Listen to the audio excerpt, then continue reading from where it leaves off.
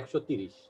আচ্ছা, আর আমরা বললাম যে 7টা স্কিল, এই 7টা স্কিলে ইন্ডিভিজুয়ালি প্রত্যেকটা স্কিলের আবার পাস মার্কস আছে, এগুলো আমরা দেখব, এবং সেগুলোতে আবার ইন্ডিভিজুয়ালি আপনাকে পাস করতে হবে। সাপোজ আপনি পেলেন 145, এরকম অনেকে পায় 145, 150 ম্যাক্সিমামই পায়, যারা ফেল করে ম্যাক্সিমামই এরকম। 130-এর উপরে পাওয়াটা সহজ, 130-এর নিচে পাওয়াটাই কঠিন। বাট এই 7টা স্কিলের মধ্যে দেখা যায় কোনো একটা স্কিলে 1 মার্কসের জন্য ফেল করছে কেউ, ম্যাক্সিমাম ক্ষেত্রে 2 মার্কসের জন্য ফেল করে, অনেকে খুব রেয়ার কেসে অনেকে ম্যাসাকার রেজাল্ট করে। বাট যারা পরীক্ষা দিতে যায় বুঝতে হবে তারা মোটামুটি সবাই প্রিপারেশন নিয়ে যায়, কারণ এতগুলো টাকা ইনভেস্টমেন্ট, সবাই কিন্তু মোটামুটি চেষ্টা করে যায়। এই জন্য কম মার্কস পায় এটা খুব রেয়ার, যারা একদম বেশি আনারি, তারা যারা একদম বেশি অ্যাডভেঞ্চারাস, কিছু না পড়ে যারা পরীক্ষা দিতে যায়, এরকম লোক কম পেসেস পরীক্ষা দিতে যায়। কাজেই এই 7টা স্কিল আলাদা করে পাস করতে হবে, এটা একটা ইম্পর্টেন্ট ইস্যু, মাথায় রাখতে হবে। আপনি 160 পাইলেও লাভ নাই, এরকম অনেকে আছে যে 155 পাইছে, 159 পাইছে, একটা স্কিলে জাস্ট 1 মার্কসের জন্য ফেল করছে, এরকম আছে আমাদের ক্যান্ডিডেট, এবং অনেক, একজন দুইজন অনেক। আচ্ছা, তারপর হচ্ছে 5টা স্টেশন থাকে। স্টেশন বলতে যে আমি দেখাবো, 5টা স্টেশন থাকে, 5টা স্টেশনে রাউন্ডের মতো করে কেসগুলো দেয়। আচ্ছা, এই 5টা স্টেশনে 8টা পেশেন্ট থাকে, কাজেই কোনো একটা স্টেশনে দেখা যাবে যে 2টা পেশেন্ট থাকবে। ওই স্টেশনগুলো সম্পর্কে আমরা একটু আইডিয়া দিব। যেমন এই যে এই ছবিটা দেখেন, এটাও পেসেসের গ্রুপে আছে। প্রথম স্টেশন হচ্ছে স্টেশন 1, এখানে 2টা স্টেশন হিস্ট্রি থাকে, একটা হচ্ছে রেসপিরেটরি কেস, শর্ট কেস, যেটা আমাদের দেশে বলে শর্ট কেস। হ্যাঁ, আচ্ছা, রেসপিরেটরি অ্যাবডোমেন। এরপরে আপনি ইনিশিয়ালি শুরুর সময় সাপোজ যখন পরীক্ষা শুরু হচ্ছে, কেউ যদি কোনো কিছু মাঝখানে বুঝতে না পারেন, মানে কোনো কিছু বুঝতে সমস্যা হয় বা কানেকশনের কারণে সমস্যা, আমাকে অবশ্যই আস্ক করবেন। কোনো আমি একটা কথা বলি। হ্যাঁ, হ্যাঁ, আমি একটু আরেকটা ডিভাইসে ঢুকতেছি, আমি এটা শুনতে পাচ্ছি না। আমি আমার এই ডিভাইস থেকে লিভ করে আমি আরেকটা ডিভাইস আচ্ছা, দিয়ে আমি ঢুকছি, একটু ওকে করে। হ্যাঁ, অন্যদিকে একটু জিজ্ঞেস করি, অন্যরা শুনতে পাচ্ছেন ডক্টর সুমন ভাই? হ্যাঁ, আমি ক্লিয়ার শুনতে পাচ্ছি। আচ্ছা, না আমার সাইড থেকে। এই ডিভাইস আচ্ছা আপু, সমস্যা নেই, আপনি থেকে বের হ্যাঁ শিওর, আপনি হতেছি ভাইয়া। অন্য একটা থেকে ঢুকেন, সমস্যা নেই। আচ্ছা, আপনারা একটু দেখতে থাকেন। এই যে দেখেন 5 মিনিট ইন্টারভেল প্রত্যেকটা স্টেশনের আগে। হ্যাঁ, তাহলে আপনাকে 5 মিনিট একটা টুলের মধ্যে বসায় রাখতে ওরা, পরীক্ষা শুরু হওয়ার আগে একটা টুলের উপরে বসে রাখবে। ওই টুলের উপরে বসে আপনি কি কি করবেন সেটাও আমি বলবো। সাপোজ ধরেন আপনার পরীক্ষা শুরু হলো স্টেশন 1 দিয়ে, তো আপনি যখন যাবেন পরীক্ষা হলে যাবেন, পরীক্ষা হলে ইউজুয়ালি 1 ঘন্টা আগে যেতে হয়। 1 ঘন্টা আগে যাওয়ার পরে ওরা যেটা করবে, আপনাকে মার্কশিট গুলো দিবে। মার্কশিট গুলোতে আপনার সাইন করতে হবে, আপনার রোল নম্বর, ওই ওএমআর শিটটা পূরণ করতে হবে। ওই সময় ওরা ডিসাইড করে ফেলে কে কোন স্টেশন নিয়ে বসবে, বলে দেয় যে আপনি স্টেশন 1 আপনার শুরু হবে, আপনার পাঁচজন এর ক্যান্ডিডেট থাকে, আপনার স্টেশন 2 দিয়ে শুরু হবে, আপনার 3 দিয়ে, এরকম। তাহলে শুরু হওয়ার আগে সবাই 5 মিনিট সময় পাবে, বসে থাকবে টুলের মধ্যে। এখন ধরেন যার অ্যাবডোমেন এবং রেসপিরেটরি স্টেশন, তার খুব বেশি কিছু করার নাই এখানে, তাই না? তার খুব বেশি কিছু করার নেই। বাট যার ধরেন হিস্ট্রি স্টেশন, তাকে কিন্তু এখানে একটা হিস্ট্রি দিবে, এখানে একটা কাগজের মধ্যে একটা কোশ্চেন দেওয়া থাকবে। এই কোশ্চেনটা তাকে পড়ে একটা জিনিস মাথায় রাখতে হবে, ডিডি গুলো সাজাতে হবে। সেটা কি করবে আমি সেটা বলবো হিস্ট্রি স্টেশনের আগে। আবার 3 নম্বর স্টেশনে কি cardiology short case, neurology short case, এখানেও আপনাকে 5 মিনিট বসে থাকতে হবে, খুব বেশি কিছু করার নেই। আপনি এখানে বসে বসে কি করতে পারেন, এক্সামিনেশন সিকোয়েন্স গুলো একটু মনে করার চেষ্টা করতে পারেন, যাতে ভুল না হয়, আর নিজেকে কুল কাম রাখার জন্য চেষ্টা করতে পারেন। কিন্তু যেটা সমস্যা হয়, অনেকে যেটা করে, আগের স্টেশনে কি ভুল করছি সেগুলো এখানে বসে বসে চিন্তা করে, এটা করা মানে বিপদ। এটা করলেই পরীক্ষা খারাপ হয়। আচ্ছা, এখন খুব ডিফিকাল্ট, এটা এড়ানো খুব ডিফিকাল্ট, কারণ আগে স্টেশনে অনেক সময় অনেক ভুল হয়, এগুলো এখানে এসে আফসোস করে মানুষজন বসে, কারণ কাজ নাই তো। আচ্ছা, স্টেশন 4 এর আগে ওইরকম একটা আপনাকে ইয়ে দিবে, কাগজ দিবে, কোশ্চেন দিবে, যে আমরা যেরকম প্র্যাকটিসের সময় দেই সেই কোশ্চেনটা দিবে।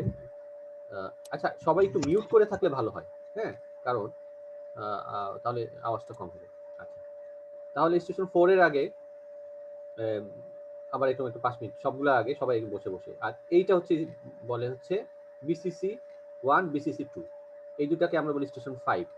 এখানে এই হিস্ট্রি নিতে হবে, পেশেন্টের এক্সামিনেশন করতে হবে, ডায়াগনোসিস করতে হবে, ফিডব্যাক দিতে হবে। এই স্টেশনটা অনেক বড় এবং এটার মধ্যে সবচেয়ে বেশি মার্কস, কারণ এক একটা এখানে 28 করে মার্কস প্রত্যেকটা, তাহলে 28 যখন 58 মার্কস, এই 170-এর মধ্যে এখানে হচ্ছে অনেকটুকু ম্যাক্সিমাম মার্কস হচ্ছে স্টেশন 5-এ। এখানে হচ্ছে 20 20 40, এখানে হচ্ছে 20 মার্কস, এখানে হচ্ছে 20 20 40, আর এখানে হচ্ছে 16। হ্যাঁ, এরকম মার্কস ডিস্ট্রিবিউশন প্রত্যেকটা স্টেশন। এটা হচ্ছে মোটামুটি এগুলোকে এইভাবে রাউন্ড আকারে, যার এটা শুরু হবে স্টেশন 1 দিয়ে শুরু হবে তার শেষ হবে স্টেশন 5 দিয়ে, যার স্টেশন 5 দিয়ে শুরু হবে তার শেষ হবে কি স্টেশন 4 দিয়ে। এভাবে আপনারা তো আমাদের দেশে অস্ট্রি পরীক্ষা সম্পর্কে আইডিয়া আছে, ওই টাইপেরই। আচ্ছা, এই ক্যারোজালের ব্যাপারটা নিয়ে কারো কোনো কনফিউশন থাকলে প্রশ্ন করতে পারে, ক্লিয়ার হওয়াটা ভালো পরীক্ষার সিস্টেম সম্পর্কে। আচ্ছা, জিজ্ঞেস করি কাউকে। ডক্টর রাজন কি বুঝতে পারছেন এই ক্যারোজেলের ইস্যুটা? আচ্ছা, ঠিক আছে, কারো যদি কোনো সমস্যা না থাকে এবার আমরা একটু আগাই। এটা হচ্ছে এক্সামিনেশনের দিন যেটা হবে, এবার একটু আগাই আমরা। এই জিনিসটা এখানে আছে যে কোনটা কতক্ষণ, 10 মিনিট 10 মিনিট। আচ্ছা, তাহলে কত সময় পাবো আমি একটা স্টেশনে? যেমন 1 নম্বর স্টেশনটা আমরা দেখি, এটা একটু ঝাপসা আসতে পারে, আমি একটু মুখে মুখে পড়ে দিচ্ছি। 1 নম্বর স্টেশনে আমার কি রেসপিরেটরি সিস্টেম এক্সামিনেশন, একটা অ্যাবডোমেন এক্সামিনেশন। প্রত্যেকটা আমি 10 মিনিট করে, প্রত্যেকটা 10 মিনিট। 10 মিনিটে আমাকে এক্সামিনেশন করতে দিবে না ওরা। এক্সামিনেশন করার জন্য ওরা আমাকে দিবে 6 মিনিট। হ্যাঁ, 5 মিনিটের সময় ওরা ওয়ার্নিং দিবে যে আপনার টাইম শেষ, 1 মিনিট আপনি 1 মিনিটের মধ্যে শেষ করে ফেলতে হবে। ঘন্টা পড়ে যাবে, 4 মিনিট আপনাকে ওরা ক্রস করবে, কোশ্চেন করবে আপনার ফাইন্ডিংস কি, আপনার ইনভেস্টিগেশন কি, আপনার ম্যানেজমেন্ট, এই তিনটা কোশ্চেনই করে। What is your findings, what are your findings, what investigation will you suggest, how you manage, এখানে এই কয়েকটা জিনিস। আচ্ছা, আর দু একটা সময় থাকলে আপনি যদি বেশি ভালো পারেন শেষ করে ফেলতে পারেন, দু একটা কোশ্চেন করতে পারেন, নাও করতে পারেন।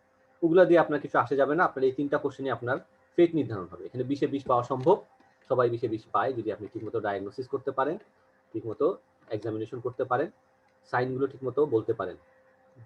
এখন এই এই স্টেশনগুলোতে সবচেয়ে খারাপ যেটা হয়, সবচেয়ে ভুল করে যেটা, এই জিনিসটা মাথায় রাখবেন সবাই। কাগজ কলম রাখলে একটু লিখে নেবেন, আমি যে পয়েন্টগুলো একটু স্পেশাল বলবো।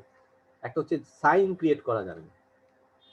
যেমন কয়েকদিন আগেও আমাদের এক ক্যান্ডিডেট, সে আমাকে ফোন দিছে, ফোন দিয়ে বলতেছে ভাই আমার তো সে সাইনে খারাপ করছে। অনেকগুলো স্কিলের মধ্যে, 7টা স্কিলের মধ্যে একটা স্কিল হচ্ছে সাইন। সে সাইনে একবারে তার অবস্থা খুবই খারাপ।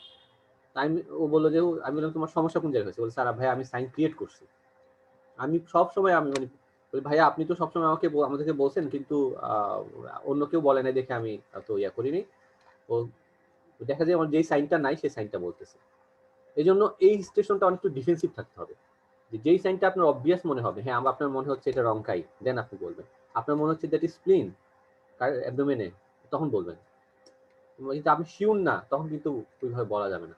আপনি যদি ভালো মতো ট্রেইনড হন, ভালো মতো, তাহলে আপনার জন্য মিস করাটা, ইউজুয়ালি ওরা এমন কোনো স্প্লিন বা অ্যাবডোমেন দেয় না যেটা আপনি মিস করতে পারেন।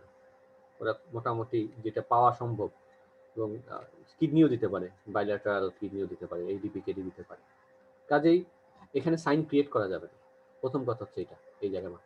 এবং এখানে আমাদের ক্যান্ডিডেটদের আরেকটা বিশেষ দুর্বলতার জায়গা, বিশেষ করে বাংলাদেশের ক্যান্ডিডেটদের আমি ওভারঅল দেখলাম অ্যাক্রস দ্য বোর্ড সবারই, যে প্রেজেন্টেশন স্কিল খুবই খারাপ। যারা ভালো দেখে সবকিছু খুব ভালো এক্সামিনেশন করে, খুব ভালো সাইনগুলো বের করতে পারে, বাট বলার সময় আর মুখ চালু করতে পারে না। অথচ এই প্রেজেন্টেশন স্কিলটা ডেভেলপ করা খুবই ইজি। এই জন্য আমরা আমাদের এখানে ওই দেখা যায় যে প্রত্যেকটা সিস্টেম, বিশেষ করে যেসব সিস্টেম অ্যাবডোমেন, রেসপিরেটরি, কার্ডিয়াক এবং নিউরো, প্রত্যেকটা সিস্টেমের পরে আমরা এই স্টেশন শর্ট কেস নিয়ে আমরা একটা ক্লাস নিই।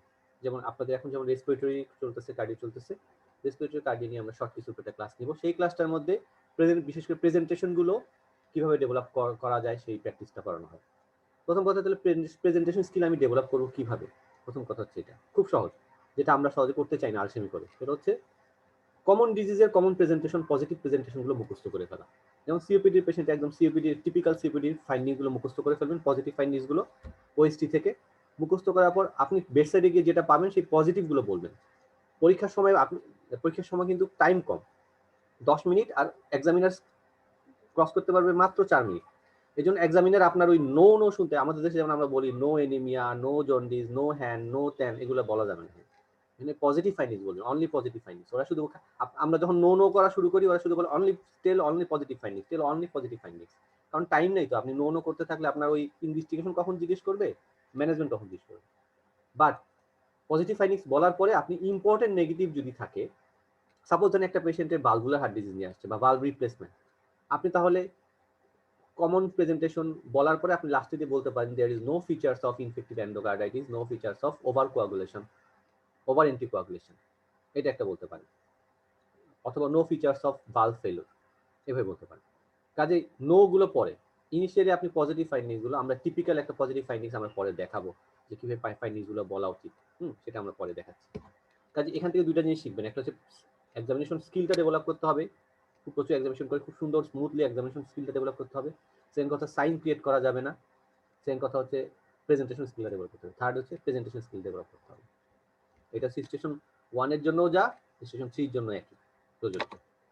আচ্ছা, এরপর হচ্ছে হিস্ট্রি টেকিং। হিস্ট্রি টেকিং স্কিলটা ডেভেলপ করাটা খুব ডিফিকাল্ট, কারণ এটা আসলে আমরা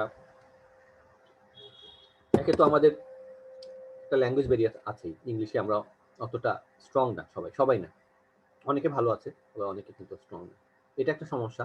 তবে ইংলিশ, এটা ভালো দিক যে ইংলিশে খারাপ হলে যে পরীক্ষার রেজাল্ট খারাপ হবে তা না।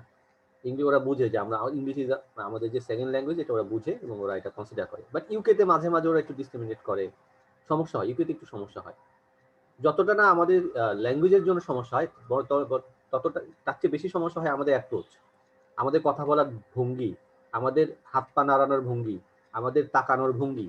হ্যাঁ, আমরা আমাদের ডাক্তার একটু রুড টাইপের, অ্যাজ এ ওভারঅল মানে বাঙালি জাতি একটু মনে হয় একটু রুড টাইপের, মানে ওরা ভিতরে ভিতরে, ব্রিটিশরা ভিতরে ভিতরে ভালো খারাপ যাই হোক না কেন, বাইরে দিয়ে ওরা খুব ভালো, একদম জেন্টলম্যান।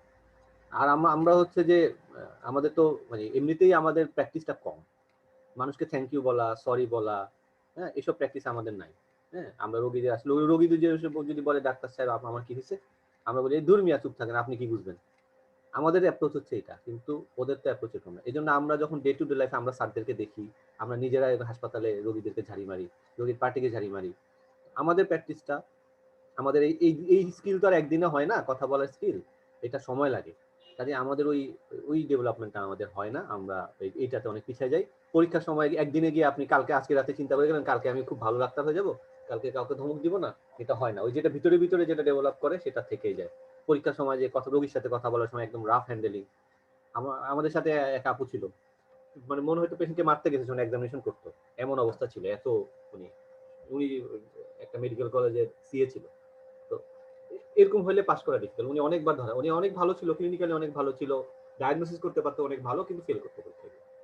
আপনি যখন পেশেন্টকে ধরবেন, পেশেন্টের দিকে তাকাবেন, কথা বলবেন, আপনার ফেশিয়াল এক্সপ্রেশন, আপনার বডি ল্যাঙ্গুয়েজ, এগুলো কিন্তু খুব ইম্পর্টেন্ট। এই জিনিসগুলো আমরা লেখি, এই জিনিসগুলো ডেভেলপ করতে হবে এখন থেকেই আপনার ওই পেসেস মাইন্ডের চিন্তা ভাবনা করতে হবে। আমরা, এটা আমাদের জন্য ডিফিকাল্ট, কারণ আমাদের এনভায়রনমেন্টটা ওরকম না। তারপরেও নিজে থেকে একটা এনভায়রনমেন্ট ক্রিয়েট করার চেষ্টা করবেন। আপনি যখন একটা চেম্বারে পেশেন্ট দেখবেন তখন পেসেসের মতো করে কাউন্সিলিং করার চেষ্টা করবেন।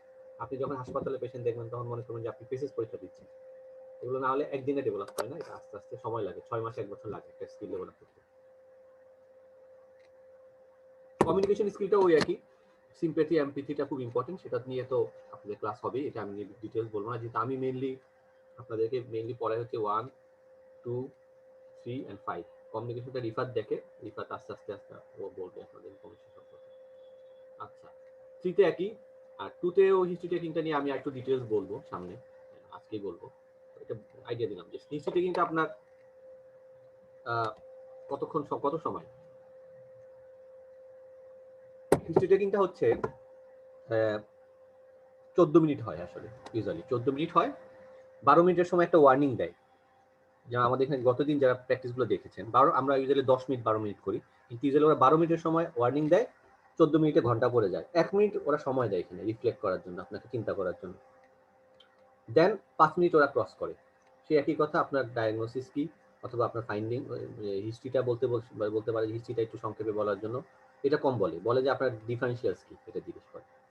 সেকেন্ড কথা হচ্ছে যে ওরা জিজ্ঞেস করে ইনভেস্টিগেশন কি, ম্যানেজমেন্ট কি। এই সময় থাকলে আরো 2-1টা খুঁটিনাটি কোশ্চেন করে, ওগুলো আপনি পারলেও কি না পারলেও কি, আপনি ওই 3টা কোশ্চেন দিয়ে আপনি 20 পাবেন কিনা সেটা ডিফাইন হয়ে যাবে। আচ্ছা, এটা গেল হচ্ছে হিস্ট্রি টেকিং। এইটা হচ্ছে সবচেয়ে ভাইটাল, এটা মানে যেটা হচ্ছে স্টেশন 5 বা B51, এটা সবচেয়ে কঠিন, কারণ হচ্ছে এটা খুব টাইম কম, মাত্র 10 মিনিট। দেখেন, এই 10 মিনিটের মধ্যে মেইন পরীক্ষাটা 10 মিনিট না, মেইন পরীক্ষাটা হয় 8 মিনিট। এই 8 মিনিটের মধ্যে আপনার দুইটা কেসের মধ্যে 8 মিনিট 16 মিনিট, টোটাল 20 মিনিটের স্টেশন। প্রথম স্টেশনে তাহলে আপনি 8 মিনিটের মধ্যে আপনাকে কি করতে হবে? পেশেন্ট থেকে হিস্ট্রি নিতে হবে। এই হিস্ট্রিটাকে বলে ফোকাসড হিস্ট্রি। পেশেন্টকে এক্সামিনেশন করতে হবে, এটাকে বলে টার্গেটেড এক্সামিনেশন। ফোকাসড হিস্ট্রি কি, টার্গেটেড এক্সামিনেশন কি সেটা আমি বলবো। দেন পেশেন্টকে ফিডব্যাক দিতে হবে, পেশেন্টের রোগ সম্পর্কে বলতে হবে, আপনার ম্যানেজমেন্ট প্ল্যান সম্পর্কে বলতে হবে। এরপর ঘন্টা পড়ে যাবে, পেশেন্টের কোনো কনসার্ন থাকলে সেটা অ্যাড্রেস করতে হবে। তাহলে অনেকগুলো কাজ এই 8 মিনিটের মধ্যে।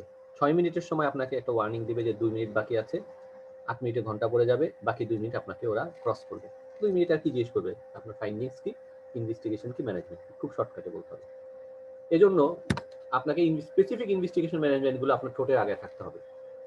আমাদের দেশে যেগুলো আমরা গদ বাধা বলি, রুটিন এক্সামিনেশন, সিবিসি, ইউরিনারেমি, এগুলো বলে বলে দম নেওয়ার চেষ্টা করি, সেখানে সেই দম নেওয়ার সুযোগ পাবেন না, দিবেও না আপনাকে সেই সুযোগ। আপনাকে খালি বলবে স্পেসিফিক ইনভেস্টিগেশন আপনি কি করবেন, তারপরে আপনি দেন রুটিন, আদার রুটিন ইনভেস্টিগেশন বলতে পারেন। এখন পর্যন্ত কারো বুঝতে সমস্যা হয়েছে? ডক্টর খাদিজা আপা বুঝতে পারছেন? হ্যাঁ পারছি। আচ্ছা, ওকে ফাইন। তাহলে আমাকে এখান থেকে আমরা বুঝতে পারলাম আমাদেরকে স্পেসিফিক ইনভেস্টিগেশন গুলো, স্পেসিফিক ম্যানেজমেন্ট গুলো আমাদেরকে সাজানো থাকতে হবে, ওইখানে গিয়ে প্রডিউস করতে পারবো না। আইএলডি ইনভেস্টিগেশন কি আমি দিব, আইএলডি ইনভেস্টিগেশন অফ চয়েস কি সেটা আমার ঠোঁটের আগে থাকতে হবে, অথবা সিস্টিক ফাইব্রোসিস আমি কি ইনভেস্টিগেশন করবো, অথবা সিভিয়ার ডিজিজ আমি কি ইনভেস্টিগেশন করবো, অথবা স্ট্রোকে আমি কি ইনভেস্টিগেশন করবো। এগুলো যদি আমার মুখস্থ না থাকে, ওইখানে যে আমি সিনথেসিস করতে পারবো না, টাইম কম যাবে, সিনথেসিস করতে পারবো না। কাজে আগে থেকে একটা ওয়েল প্রিপারেশন নিতে হবে। তবে ভালো কথা হচ্ছে যে খুব ডিপ নলেজ লাগবে না, খুব সুপারফিশিয়াল নলেজ লাগবে। কারণ ডিপ নলেজ এখানে আপনার স্ট্রোকের ম্যানেজমেন্ট আমরা জিজ্ঞেস করতে পারি, একদম কোন ডোজে দিবেন, কোন সিনারিওতে কোনটা দিবেন, সেগুলো জিজ্ঞেস করবে না। ওভারঅল জেনারেল একটা ম্যানেজমেন্ট অ্যাপ্রোচ আপনার জিজ্ঞেস করবে। তো সেটা আপনার যদি সাজানো থাকে, আপনি পরীক্ষা ভালো করতে পারবেন। এটা হচ্ছে আমাদের এখন আমরা আস্তে আস্তে একটু আগাই। তাহলে স্কিল গুলো কি কি? এবার কোশ্চেন হচ্ছে স্কিল। আমরা স্টেশন গুলো সম্পর্কে জানলাম, 5টা স্টেশন। এবার স্কিল, দ্যাট ইজ সবচেয়ে ভাইটাল হচ্ছে স্কিল গুলো সম্পর্কে জানা। স্কিল সম্পর্কে জানতে হলে 1 নম্বর স্কিল যেটা হচ্ছে ফিজিক্যাল এক্সামিনেশন। ফিজিক্যাল এক্সামিনেশনটা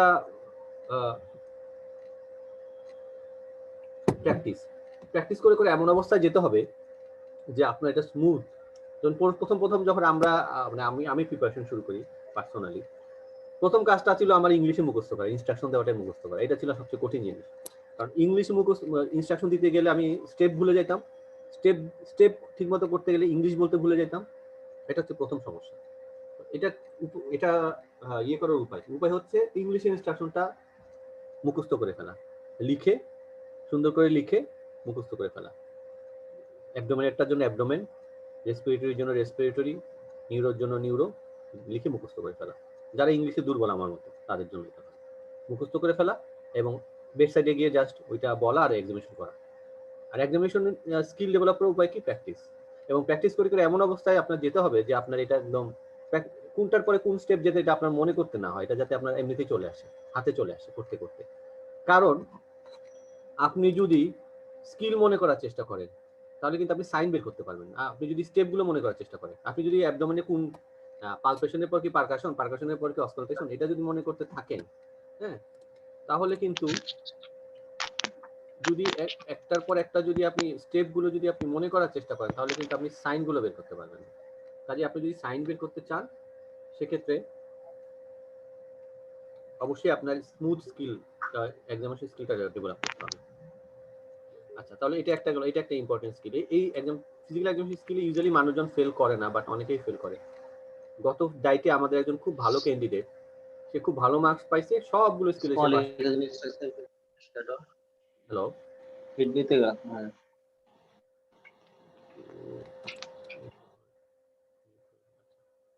আচ্ছা, সবগুলো স্কিলে পাস করছে, দেখা ফিজিক্যাল এক্সামিনেশন ফেল করছে। এখন এই জন্য ফিজিক্যাল এক্সামিনেশনটাও একটু মাথায় রাখতে হবে, কারণ আপনি যদি মানে যে কোনো এক জায়গায় যদি খারাপ করেন, আপনি আর পাস করে আসতে পারবেন না। সাইনের কথা তো বললাম যে সাইন ক্রিয়েট করা যাবে না, আইডেন্টিফাই করতে হবে correctly, but not fine physical science that are not present. এটা খুব ইম্পর্টেন্ট। যেটা নাই সেটা যদি আপনি বের করেন, তার মানে আপনি বিপদে আছে, আপনাকে তখন 0 বসাই দিতে হবে এই স্কিলে। আচ্ছা, কমিউনিকেশন স্কিল, ক্লিনিক্যাল কমিউনিকেশন স্কিলটা মেইনলি কোথায় দেখে? আপনি হিস্ট্রিটা কিভাবে নিচ্ছেন, বললাম না, কিভাবে কথা বলেন পেশেন্টের সাথে, কিভাবে হিস্ট্রিটা নিচ্ছেন, অর্গানাইজড ওয়েতে হিস্ট্রিটা নিচ্ছেন কিনা, সেটা ওরা দেখে। এই যে এখন এটা খেয়াল করেন, আমাদের দেশে আমাদের সবসময় একটা মাথায় থাকে, what is the diagnosis, what is the professional diagnosis, আমাদের সাবজেক্টে ওদের কিন্তু ডায়াগনোসিস কোনো মার্কস নেই, ওদের মার্কস হচ্ছে ডিফারেন্সিয়াল সিম্পটম। কাজে আপনি একটা সাইন সিম্পটম পেলে ওটা ডিফারেন্সিয়াল গুলো আপনি বলতে পারেন কিনা, আপনি একটা স্প্লিনোমেগালি পাইছেন সেটার ডিফারেন্সিয়াল বলতে পারেন কিনা ওই পেশেন্টকে বেস করে। আপনি একটা কফ পেলেন, একটা পেশেন্টের হিস্ট্রির মধ্যে কফ, সেই কফে কি কি ডিফারেন্সিয়ালস হতে পারে, আপনি কয়েকটা ডিফারেন্সিয়ালস বলতে পারেন কিনা, সেটার উপর ডিপেন্ড করে আপনার ডিফারেন্সিয়াল মার্কসটা। সেজন্য এটা কি সেন্সিবল হতে হবে, মানে উল্টা পাল্টা বললে হবে না যে কাশি দিছে বলে আমি একদম একদম আনরিয়েলিস্টিক একটা ইয়ে বললাম। একটা পেশেন্ট স্মোকার না, তাকে শুধু এর জন্য আমি ব্রেথলেসনেস আমি একদম সিওপিডি বানাই দিলাম, এটা করা যাবে না সব ক্ষেত্রে। যদি রিলেভেন্ট হয় সেক্ষেত্রে আপনি বলতে পারেন।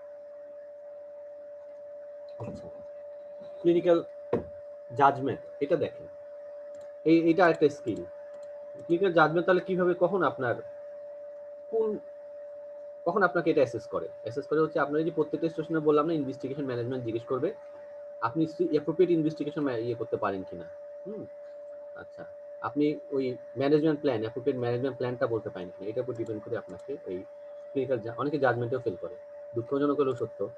অনেকে ওই গদ বাধা বলে আসে, সিবিসি ইউরিনারিমি বলে আসে, ওরা ফেল করে, স্পেসিফিক বলে না। ম্যানেজিং পেশেন্ট কনসার্ন, এটা হচ্ছে সবচেয়ে বেশি ফেল করা জায়গা।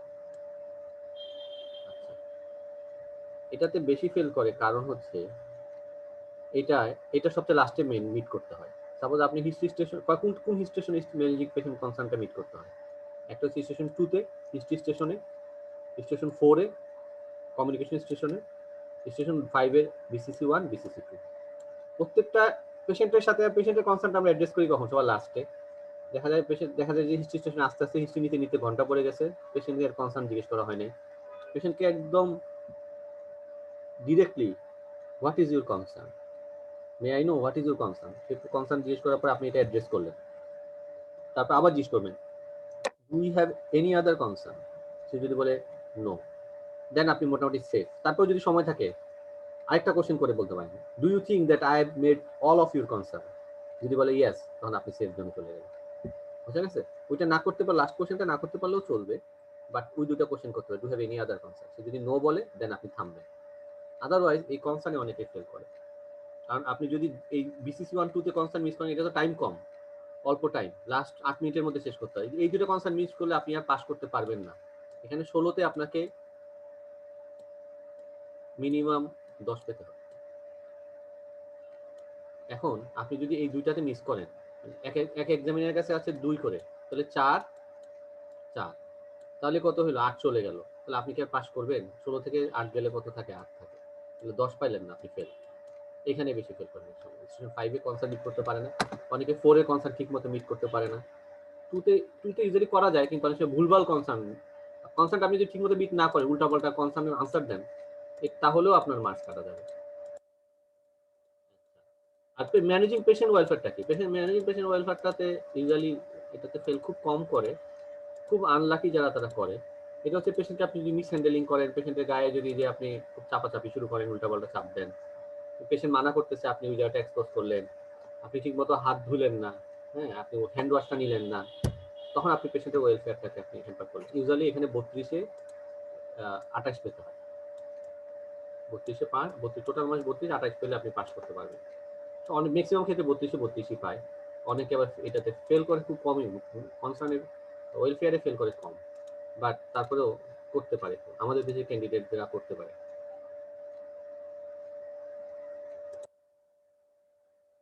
তাহলে যে কোন স্টেশনে কি কি স্কিল দেখে, যে এবিসিডি এখানে দেওয়া আছে, যেটা আপনারা দেখলে বুঝতে পারবেন যে সব, যেমন স্টেশন 5-এ সবগুলো স্কিলই অ্যাসেস করে, এই 7টা স্কিলে সবগুলো অ্যাসেস করে স্টেশন 5-এ।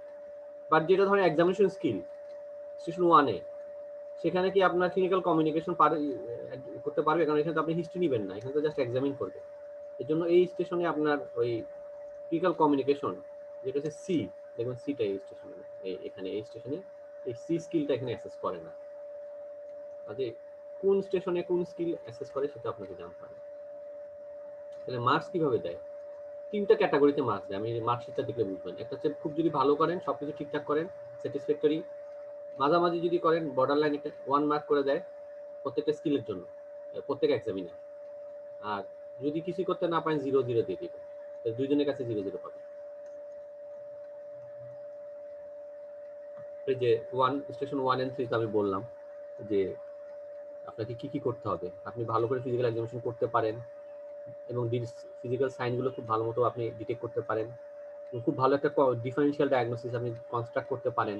সাপোজ আপনি ইয়ে পাইলেন, বাইভেজাল ক্রিপিটেশন পাইলেন, আপনি ডিডি সুন্দর ডিডি বলতে পারলেন কিনা, এই জিনিসগুলো আপনাকে ওরা দেখে। যেমন এখানে একটা কেস দেখেন, ওরা কি করে স্টেশন 1 আর 3 তে কি করে, দেয়ালের মধ্যে অথবা আশেপাশে কোনো একটা ইয়ের মধ্যে ওরা একটা ছোট একটা কেস সিনারিও দেওয়া থাকে ঢোকার পরে। যেমন এখানে একটা scenario, this 45-year-old woman is thought to have a heart murmur. She is short of breath on exertion. Please palpate and auscultate the heart and tell the examiner what signs you find and discuss your proposed management. কাজে এখানে ওইটা দেখে আপনাকে usually ওরা যেটা বলে যে এরকম পালপেট আর অস্কালটেট, আমাদের দেশের মতো বলে না যে পালপেট করে অস্কালটেট করে, ইউজুয়ালি লেখা থাকে যে এক্সামিন দ্য কার্ডিওভাস্কুলার সিস্টেম। আপনি পুরো কার্ডিওভাস্কুলার সিস্টেমটা এক্সামিন করতে হবে। আমাদের এক্সামিনেশনের থেকে ওদের এক্সামিনেশন প্যাটার্নটা একটু আলাদা।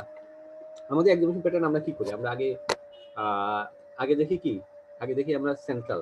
সাপোজ কেউ যদি বলে আপনি কার্ডিওভাস্কুলার এক্সামিনেশন করেন, আমরা কি করি, আমরা আগে প্রিকর্ডিয়াম করি। ওরা পেরিফেরি থেকে শুরু করে, পালস দেখে, হ্যাঁ, ওদের সিস্টেমটা একটু এটা আমরা ক্লিনিক্যাল কাজ শুরু হলে আপনারা ওটা দেখতে পারবেন। ওটা সম্পর্কে বললাম কত সময় ধরে হয়, এটা বললাম। স্টেশন 2 তে আপনি কি দেখে, আপনাকে পেশেন্ট থেকে হিস্ট্রি নিতে হবে, মানে ডাটা গ্যাদার করতে হবে, একটা ডিফারেন্সিয়াল কনস্ট্রাক্ট করতে হবে, পেশেন্টের কনসার্নটা মিট করতে হবে এবং ম্যানেজমেন্ট প্ল্যানটা তৈরি করতে হবে। এই জিনিসগুলো আমি বলছি যে 5 মিনিটে আপনাকে একটা টাইম দিবে রুমের আগে বসে, ওই 5 মিনিটে আপনাকে একটা হিস্ট্রি দিবে, হিস্ট্রিটা থেকে আপনার চিন্তা ভাবনা করে নিতে হবে। 14 মিনিট পেশেন্টের সাথে আপনি কথাবার্তা বলবেন, কনসার্ন অ্যাড্রেস করবেন, দেন আপনাকে দুই এক্সামিনার একজন আপনাকে কোশ্চেন করবে আর একজন জাস্ট অবজার্ভ করবে, মার্কস দিবে, দুজনেই মার্কস দিবে। 4 সম্পর্কে তো আমি বলছি যে ওইটা আরো ডিটেইলস পরে জানবেন। 5 আমি বলে দিছি যে দুইটা সিনারিও থাকে। 5 এ যেটা সমস্যা হয়, 5 এ আপনি স্টেশনে রেস্ট পাবেন হচ্ছে 5 মিনিট। এই 5 মিনিটের মধ্যে আপনার দুইটা সিনারিও পড়তে হবে, টাইম কম। দুইটা সিনারিও পড়ে সিনারিওগুলো থেকে আমরা ডিডি চিন্তা করতে হবে। সিনারিও থেকে আপনাকে ডিডি চিন্তা করতে হবে। এখন এই দুইটা সিনারিও খুব 5 মিনিটের মধ্যে, তুমি এক একটার জন্য আপনার 2.5 মিনিট বরাদ্দ। 2.5 মিনিটের মধ্যে আপনি খুব বেশি কিছু চিন্তা করতে পারবেন, এখানে ডিডি গুলো লিখে নিয়ে যেতে পারবেন। বাট এখানে যেটা সমস্যা হয়, পেশেন্টের নাম, দুইটা পেশেন্ট তো মিক্স আপ হয়ে যেতে পারে। এই জন্য খুব স্পষ্টভাবে বিসিসি 1 এ পেশেন্টের নাম, বিসিসি 2 তে পেশেন্টের নাম, বয়স লিখতে হবে, সাথে তার কমপ্লেনটা লিখতে পারেন এবং বিশেষ করে ডিডি গুলো লিখে নিয়ে যেতে পারেন। কারণ আপনি খুব ভিতরে আপনাকে কাগজটা নিয়ে ঢুকতে পারবেন। আপনি বাইরে বসে যে কাগজটার মধ্যে আপনি লিখবেন, যে সাদা কাগজটা আপনি লিখবেন, কোশ্চেনটা নিয়ে ঢুকতে পারবেন না, বাট ওই সাদা কাগজটা যে আপনি লিখবেন সেটা নিয়ে আপনি ঢুকতে পারবেন। বাট দেখার সময় থাকে না। তারপর আপনার যদি কনফিউশন অ্যারাইজ করে, আপনি জিজ্ঞেস করতে পারেন যে your name is this, are you 45 years old, যদি বলে ইয়েস, দেন আপনি শিওর হলেন না এটা বিসিসি 1। অনেকে দেখা যায় যে বিসিসি 1 এ গিয়ে বিসিসি 2 হিস্ট্রি নেওয়া শুরু করে, বা বিসিসি 2 থেকে বিসিসি 1 এ, কারণ ওই সময় অনেক বেশি স্ট্রেস থাকে পরীক্ষার সময়। আর একটা দেশে যাবেন, এখানে একদম আমাদের দেশে পরীক্ষাগুলো তো আমরা অনেক সময় হাসপাতালে গিয়ে কেস টেস একটু দেখি, যা অনেক সময় জানা যায় কেস, কিন্তু এখানে তার সেই সুযোগ নাই। কাজে আপনাকে আলাদা একটা দেশে গিয়ে পরীক্ষা দেওয়াটা একটা স্ট্রেসফুল। কাজে এই জিনিসটা যাতে মিক্স আপ না হয় সেটা অবশ্যই মাথায় রাখতে হবে। আচ্ছা, তাহলে ওই 7টা স্কিল আগে আরেকবার বলি। ক্লিনিক্যাল কমিউনিকেশন, এটা হিস্ট্রি স্কেলে দেখবে। ফিজিক্যাল এক্সামিনেশন, আপনি হিস্ট্রি কিভাবে নিচ্ছেন সেটার উপর ডিপেন্ড করে আপনি ক্লিনিক্যাল কমিউনিকেশন মার্কস দিবে। এবং আপনি স্টেশন 4 এ কিভাবে পেশেন্টের সাথে কথা বলতেছেন, কিভাবে অ্যাপ্রোচ করতেছেন সেটার উপর আপনার এই ক্লিনিক্যাল কমিউনিকেশনে আমাদের অনেক ক্যান্ডিডেটরা ফেল করে, এটা একটা উইক পয়েন্ট আমাদের। ফিজিক্যাল এক্সামিনেশনে আপনি এক্সামিনেশন কি আরো খুব সুন্দরভাবে করতে পারছেন কিনা সেটার জন্য, সাইনে আপনি সাইনগুলো বের করতে পারছেন কিনা, কোনো সাইন ক্রিয়েট করছেন কিনা সেটা দেখে। কনসার্ন পেশেন্টের কনসার্ন অ্যাড্রেস করছেন কিনা ঠিক মতো সেটা দেখে, এটা তো অনেকে ফেল করে। লিগাল জাজমেন্ট, আপনি স্পেসিফিক ইনভেস্টিগেশন, স্পেসিফিক ম্যানেজমেন্ট বলতে পারছেন কিনা সেটা দেখে। ডিফারেন্সিয়ালসের মধ্যে আপনি ঠিক মতো খুব সুন্দর করে ডিফারেন্সিয়াল বলতে পারছেন কিনা সেটা দেখে। পেশেন্টসের ওয়েলফেয়ার, আপনি পেশেন্টসকে কিভাবে হ্যান্ডলিং করতেছেন, কিভাবে পেশেন্টকে টাচ করতেছেন, কিভাবে আপনি হাত ধুচ্ছেন কিনা প্রত্যেকটা স্টেশনের আগে, পেশেন্টের সাথে সফটলি কথা বলছেন কিনা, ওকে ইমোশনালি অথবা ফিজিক্যালি আপনি হার্ট করছেন কিনা, এগুলো দেখে। কাজে প্রত্যেকটা স্কিলে আলাদা করে আপনাকে পাস করতে হবে।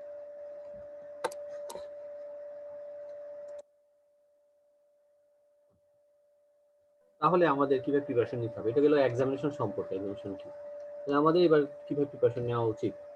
আমি আপনাদের কাছ থেকে 5 মিনিটে একটু বিরতি নেব, আমি 7:55-তে শুরু করবো, just give me 5 minutes. Hello hello, শোনা যাচ্ছে? কেউ যদি একটু বলবেন শুনতে পাচ্ছেন কিনা।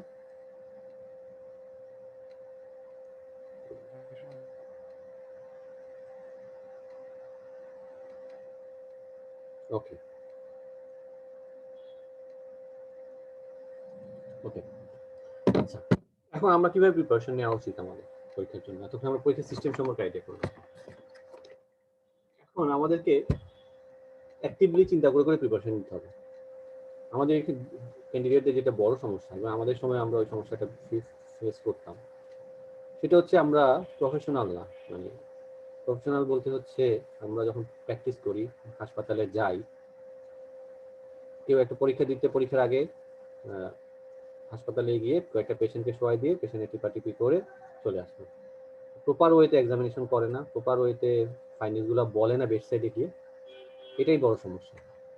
স্যান্ডেল একটা পরে একটা গায়ে দিয়ে বাস হাসপাতালে ঢুকে কিছুক্ষণ পেটের মধ্যে হাতাহাতি করে কিছুক্ষণ ওই লাং সাউন্ড শুনে বাইরে গিয়ে চা টা খেয়ে বাসা চলে যায়, এটা হচ্ছে বড় সমস্যা।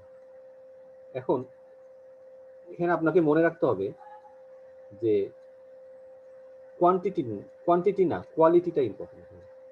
এটা মাথায় রাখতে হবে যে আপনি কয়টা পেশেন্ট দেখছেন, কয়টা আপনি হেপাটোস্প্লিনোমেগালি দেখছেন, সেটা ইম্পর্টেন্ট না।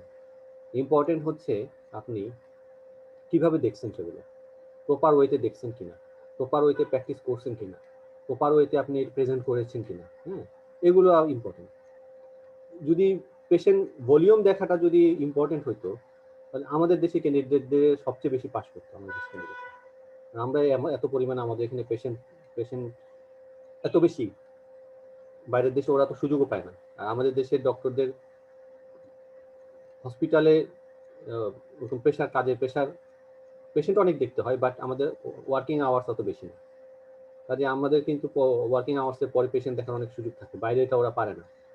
ওদের ওই ওয়ার্কিং আওয়ার্সের মধ্যে ওরা যা পেশেন্ট পায় ওগুলোই দেখে। এবং বাইরে গেলেও আপনি মানে ধরেন ইউকেতে আপনি জব করেন যারা, তারা কিন্তু ওই চাইলেই পেশেন্টের গায়ে হাত দিতে পারে না। আর আমাদের এখানে গিয়ে তো পেশেন্টকে চাচা শুয়ে পড়ে, গিয়ে আমরা হাত দিতে পারি, কেউ বাধা দেয় না। রোগীগুলোও কিছু ম্যাক্সিমাম কিছু বলে না, আছে দু একজন কিছু আছে মাঝে মাঝে মিসবিহেভ করে, বুঝতে পারলে যে স্টুডেন্ট পরীক্ষা দিতে আসছে।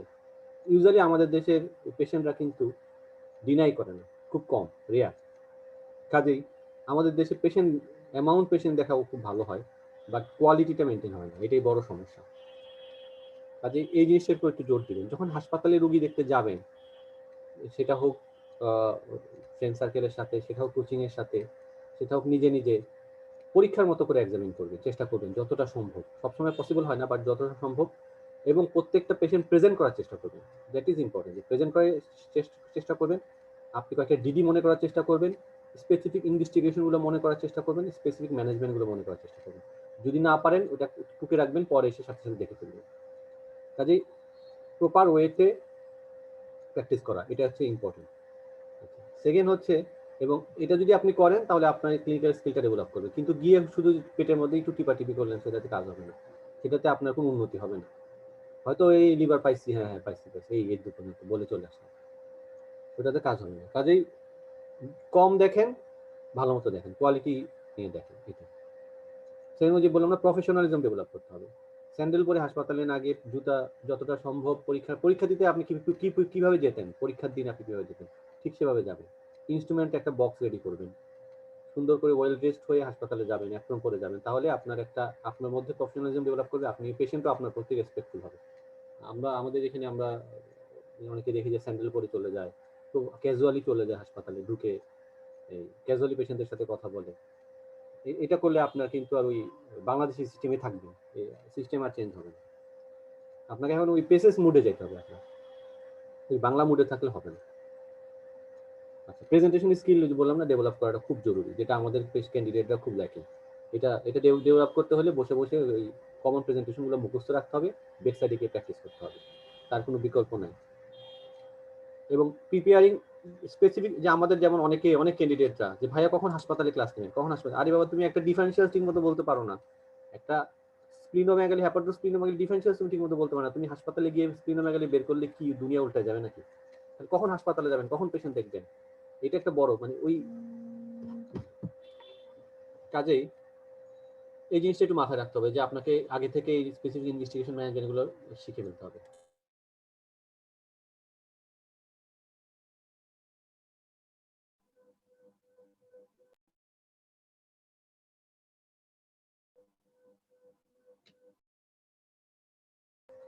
হ্যালো, আচ্ছা, কাজেই স্পেসিফিক ইনভেস্টিগেশন ম্যানেজমেন্ট রেডি করতে হবে, প্রেজেন্টেশন স্কিলটা ডেভেলপ করতে হবে, এগুলো বাসায় বসেই সম্ভব। প্রফেশনালিজম, হাসপাতালে যখন আপনি ডিউটি করতে যাবেন প্রত্যেকটা মুহূর্তে আপনি ওইটা চিন্তা করে করবেন। এখানে আরেকটা টার্ম যেটা এটা একটু, এই টার্মটা কেউ শুনেছেন কিনা কখনো? Clinical, create an individualised clinical reasoning approach to every symptoms, every sign and lab findings. Clinical reasoning টার্মটা কেউ শুনছেন কখনো? এখানে আমরা এখানে আমরা যে 4-5 জন, আচ্ছা একজন কি শুনেছি এই টার্মটা। আচ্ছা একটা একটা মানে কোন একটা ওয়েবিনারে উনি একটা ব্রিটিশ একজন ক্লিনিক্যাল রিজনিং এর উপর একটা ইয়ে নিছিল, পুরোটা বুঝতে এরকম একটা। আচ্ছা, হ্যাঁ ঠিক আছে। হ্যাঁ, আমাদের দেশে আমরা এই ক্লিনিক্যাল রিজনিংটা আমাদেরকে পড়ায় না, প্রথম কথা হচ্ছে এটা।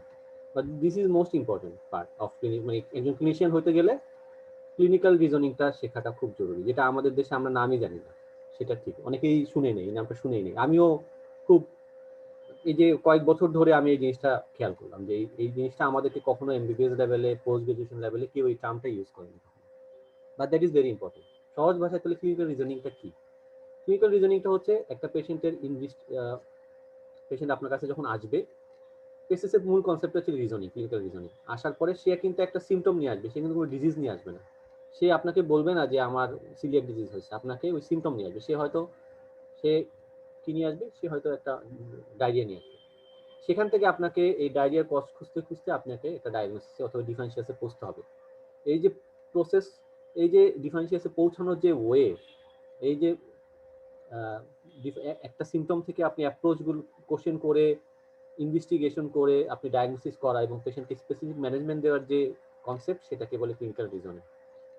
তো এই ক্লিনিক্যাল রিজনিং জানতে হবে। এখন পেশেন্ট আপনার কাছে কি নিয়ে আসতে পারে?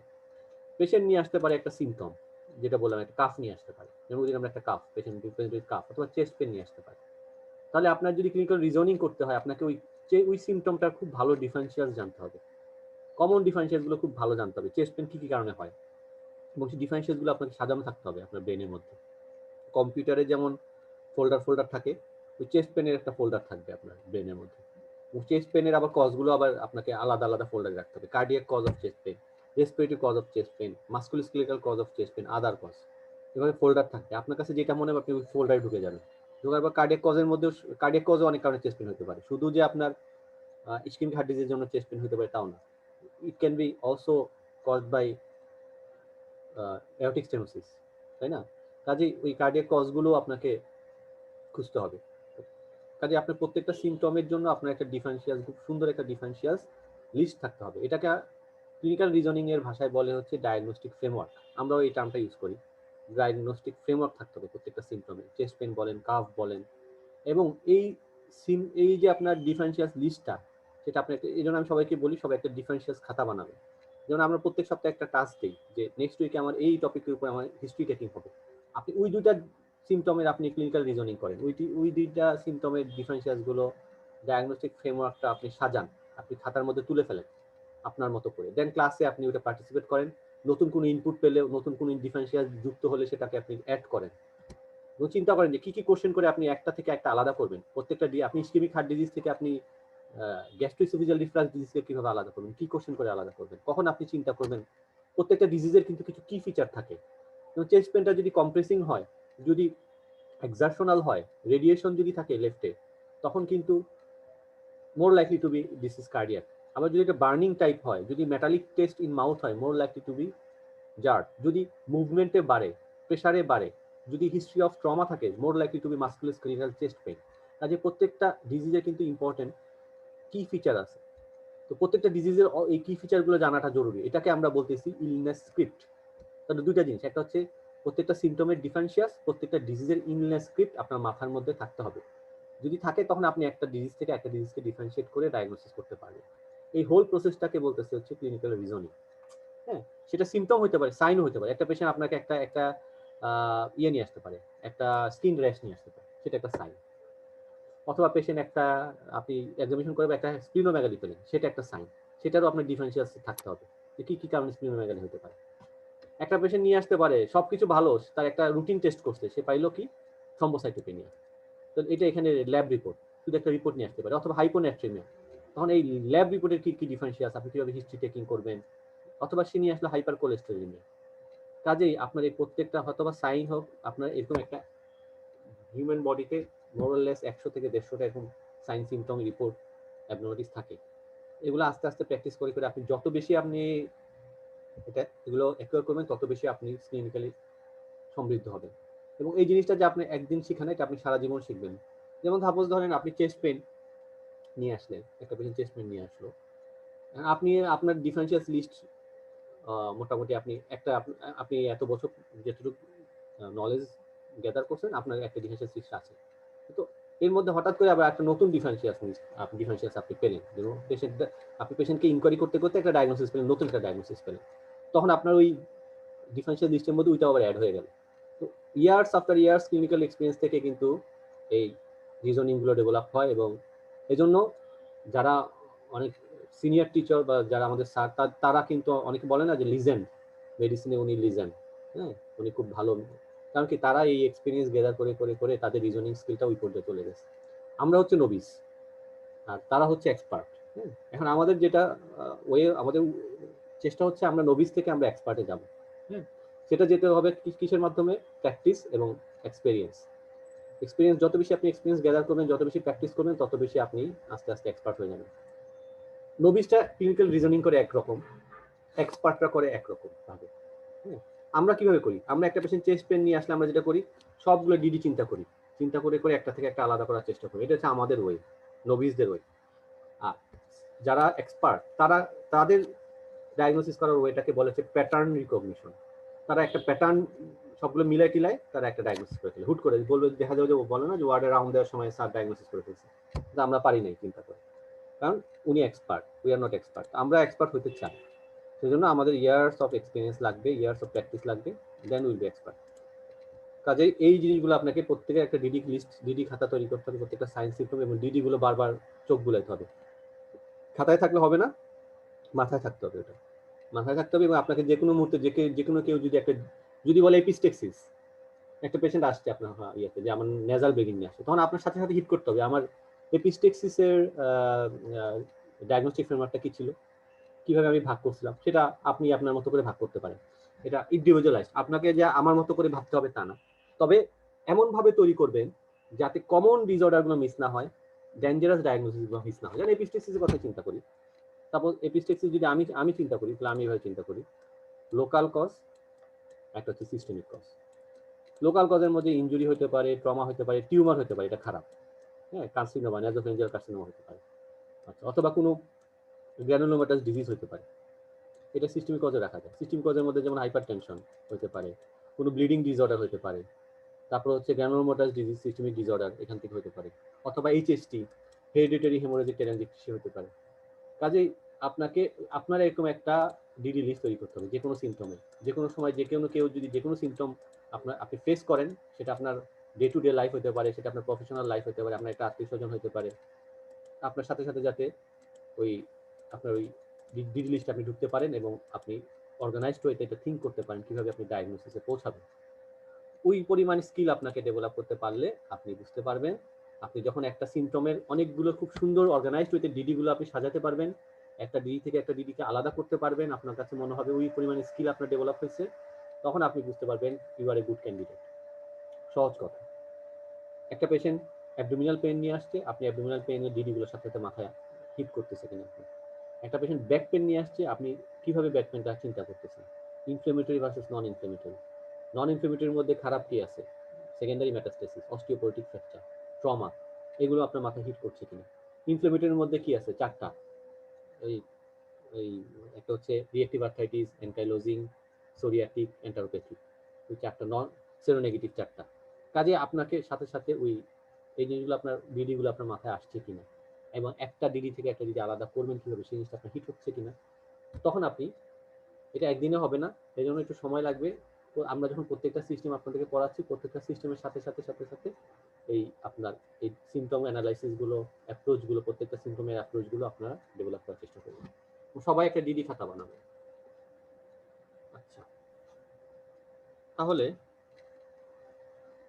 স্টেশন, এবার আমি স্টেশন 1 বা 3 একটা প্রেজেন্টেশন দেখাই। আমি বললাম না যে প্রেজেন্টেশন স্কিলটা ডেভেলপ করতে, কিভাবে আমি প্রেজেন্টেশনটা করব। এটা এগুলো যেমন একটা প্রেজেন্টেশন আপনি একটা আইএলডি অথবা ডিপিএলডি যেটা বলে, হ্যাঁ, ডিফিউজ প্যারেন্টাল লাং ডিজিজ, এভাবে আপনি শুরু একটা কমন একটা প্রেজেন্টেশন এরকম হতে পারে। Examination of the respiratory system of this gentleman reveals he is comfortable at rest look, অথবা সে কুচিং ওয়ার্ড হতে পারে, সেটা হলে কুচিং ওয়ার্ড বলবেন। রেসপিরেটরি রেট ইজ এত breadth per minute, he has clubbing, অথবা আইএলডির সাথে অনেক সময় ডিফর্মিং রিমোটেড হ্যান্ডও থাকতে পারে, যেটা থাকবে সেটা বলবেন। Chest expansion is bilaterally symmetrically reduced, percussion note is dull at lung base. যদি প্রেজেন্ট থাকে অনলি, অনেক সময় ডাল নাও বুঝতে পারেন, শুধু তর্কের খাতিরে বললে হবে না আইএলডি মিলানোর জন্য, যেটা যদি পান তাহলেই বলবেন। বেস সাউন্ড ইজ ভেসিকুলার, ইউজুয়ালি আইএলডিতে ভেসিকুলার থাকে, বাট অ্যাডেড সাউন্ডটা থাকে। Fine end inspiratory crepitation which is not altered with কাফিং। নো ফিচার্স অফ, যে আমি এবার নোতে চলে আসলাম। দেখেন এতক্ষণ কিন্তু আমি পজিটিভ ফাইন্ডিং বলছি। There is no features of pulmonary hypertension or respiratory failure. ঠিক আছে, কাজেই এইভাবে প্রেজেন্টেশনগুলো আপনাদেরকে সাজাতে হবে প্রত্যেকটা। তারপরে যদি বলে ইনভেস্টিগেশন কিভাবে করবেন, তাহলে কমন ইনভেস্টিগেশন আপনি অনেকে বলতে পারে যে শুরু করতে পারে সিবিসি দিয়ে, তখন কিন্তু এক্সামিনার ইরিটেট হবে, কারণ তখন বলবে সিবিসিতে কি পাবে। হ্যাঁ, কাজেই আপনি যেটা একদম স্পেসিফিক আইএলডিতে আপনি ফাইন্ডিংগুলো স্পেসিফিক পাওয়া যায়, যেমন চেস্ট এক্সরে করতে পারেন, reticular nodular shadow, HRCT ground glass opacity পাবেন। আচ্ছা, তারপর হচ্ছে আপনার pulmonary function test restrictive pattern, reduce DLCO পেতে পারেন, এবিজি করতে হবে। এবং ব্রঙ্কিওলভেয়ার লেভেজ কিছু কিছু ক্ষেত্রে আপনি পেতে পারেন। নিউট্রোফিল থাকলে, এই কোশ্চেনটা অনেক সময় করে, নিউট্রোফিল থাকলে মনে বলে যে রেসপন্সটা ভালো হবে না, ইউসোনোফিল থাকলে গুড রেসপন্স। অথবা এরপরেও যদি না হয় ট্রান্সব্রঙ্কিয়াল বায়োপসি করতে পারেন সার্কোডোসিসের জন্য, বিশেষ করে ভিডিও অ্যাসিস্টেড বায়োপসি করা যেতে পারে, অথবা আদার ইটিওলজি খোঁজার জন্য এগুলো করতে পারে। এইভাবে ইনভেস্টিগেশনগুলো খুব সুন্দর করে মনে রাখতে হবে। ম্যানেজমেন্টটা ওইভাবে, management will B multidisciplinary approach involving this. তারপর হচ্ছে জেনারেল মেজার্স কি কি আছে, patient education, counselling, psychological support, specific measures কি কি আছে সেগুলো বলা। এগুলো আপনাকে সাজায় ফেলতে হবে প্রত্যেকটা ডিজিজ ওয়াইজ, কমন যেগুলো ফাইন্ডিংস। এটা গেল স্টেশন 1 একটা প্রোটোটাইপ অফ প্রেজেন্টেশন। এখন এটা হচ্ছে রেসপিরেটরি কেস, এটা অ্যাবডোমিনাল কেস, এবং আপনার প্রেজেন্টেশনের প্রোটোটাইপগুলো আপনার মুখস্থ রাখতে হবে, যাতে আপনি বলার সময় আপনার প্রবলেমে না পড়ে। তো আমরা প্রত্যেকটা এই হিস্ট্রি, এই কমিউনিকেশনগুলো যখন আপনাদেরকে প্র্যাকটিস করাবো, হিস্ট্রি এই স্টেশন 1 প্র্যাকটিস করাবো, তখন আপনাকে এই প্রেজেন্টেশনগুলো আমি জিজ্ঞেস করবো।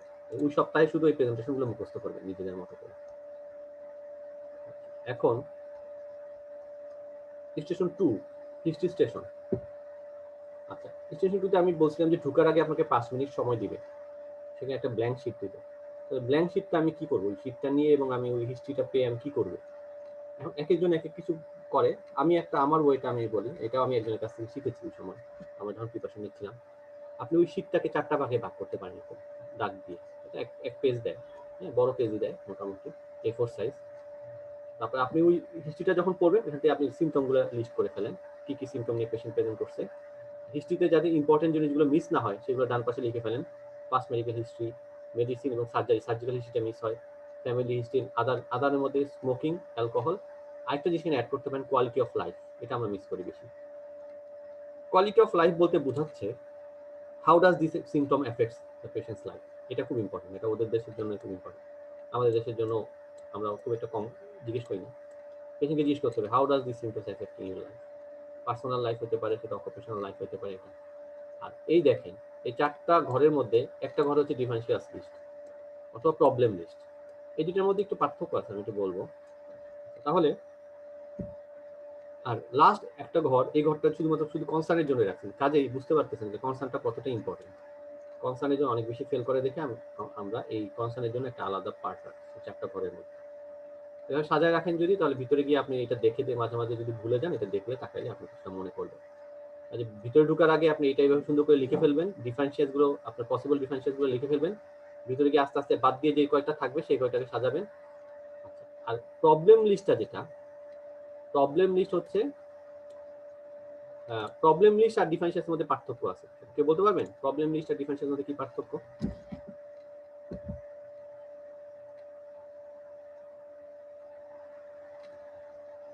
হ্যালো,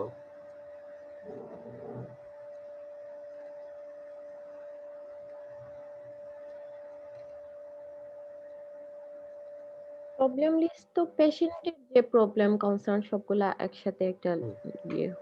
আর ডিফারেন্সিয়াস? আর ডিফারেন্সিয়ালস তো জাস্ট যেটা তার সিম্পটম থেকে আমি যে ডিফারেন্সিয়ালস ডায়াগনোসিস যেগুলো ডিফারেন্সিয়ালস আমি চিন্তা করব সেগুলো। আচ্ছা, হ্যাঁ ঠিকই আছে। প্রবলেম লিস্ট বলতে বোঝাচ্ছে যে তার সিম্পটম গুলো একটা প্রবলেম, তাই না? সে কাফ নিয়ে আসছে, সে হেমোপ্টাইসিস নিয়ে আসছে, সেটা একটা প্রবলেম। বাট এই কাফ থেকে আপনার ডিফারেন্সিয়াস তৈরি করতে হবে, কাফের ডিফারেন্সিয়াস। বাট প্রবলেম হতে পারে তার একটা, সে স্মোকার, সেটা একটা প্রবলেম, তার স্মোকিং সিচুয়েশন করতে হবে। প্রবলেম হতে পারে তার এই এর জন্য, এই ডিজিজটার জন্য সে তার জব হারাইছে, সেটা একটা প্রবলেম। তার বাসায় তাকে দেখাশোনা করার কেউ নেই, সেটা একটা প্রবলেম। এইগুলো, এই সিমটমগুলো যেমন একটা প্রবলেম, বা সিমটমের বাইরেও সে স্মোকার, সে অ্যালকোহলিক, অথবা সে হোমলেস, এটা একটা প্রবলেম। এই দুইটা কোশ্চেন করতে পারে, হোয়াট ইজ ইট ডিফারেন্সিয়াস। কমনলি ডিফারেন্সিয়াসটাই জিজ্ঞেস করে। ডিফারেন্সিয়াস বললে আপনার ওই যে কাফের তার হিমোপ্টাইসিসের কি কি ডিফারেন্সিয়াস সেটা বলতে হবে তার হিস্ট্রি নেওয়ার পরে। আর প্রবলেম লিস্ট বললে ডিফারেন্সিয়াস ছাড়াও আপনাকে তার, সে যে স্মোকার, তার সে যে জবলেস, তার যে বাসায় দেখার কেউ নাই, এই জিনিসগুলো যদি থাকে তা বলতে হবে। বোঝাতে পেরেছি পার্থক্যটা? ডক্টর খাদিজা আপু বুঝতে পারছেন? হ্যাঁ। আচ্ছা, কাজে অনেক সময় এক্সামিনার আপনাকে জিজ্ঞেস করতে পারে ঘন্টা করার পর যে what is the problem list, তখন অনেকে একটু পাজলড হয়ে যায়। আর বাবা, আমি তো ডিফারেন্সিয়াস রেডি করে রাখলাম, প্রবলেম লিস্ট আমার করতে আসবে। প্রবলেম লিস্ট বললে তার ওই সোশিও ইকোনমিক কোনো প্রবলেম থাকলে আদার দেন তার ক্লিনিক্যাল প্রবলেম, সেগুলো আপনাকে অ্যাড্রেস করতে হবে, সেগুলো প্রবলেম লিস্টে রাখতে হবে। ইউজুয়ালি ডিফারেন্সিয়াসটাই জিজ্ঞেস করে।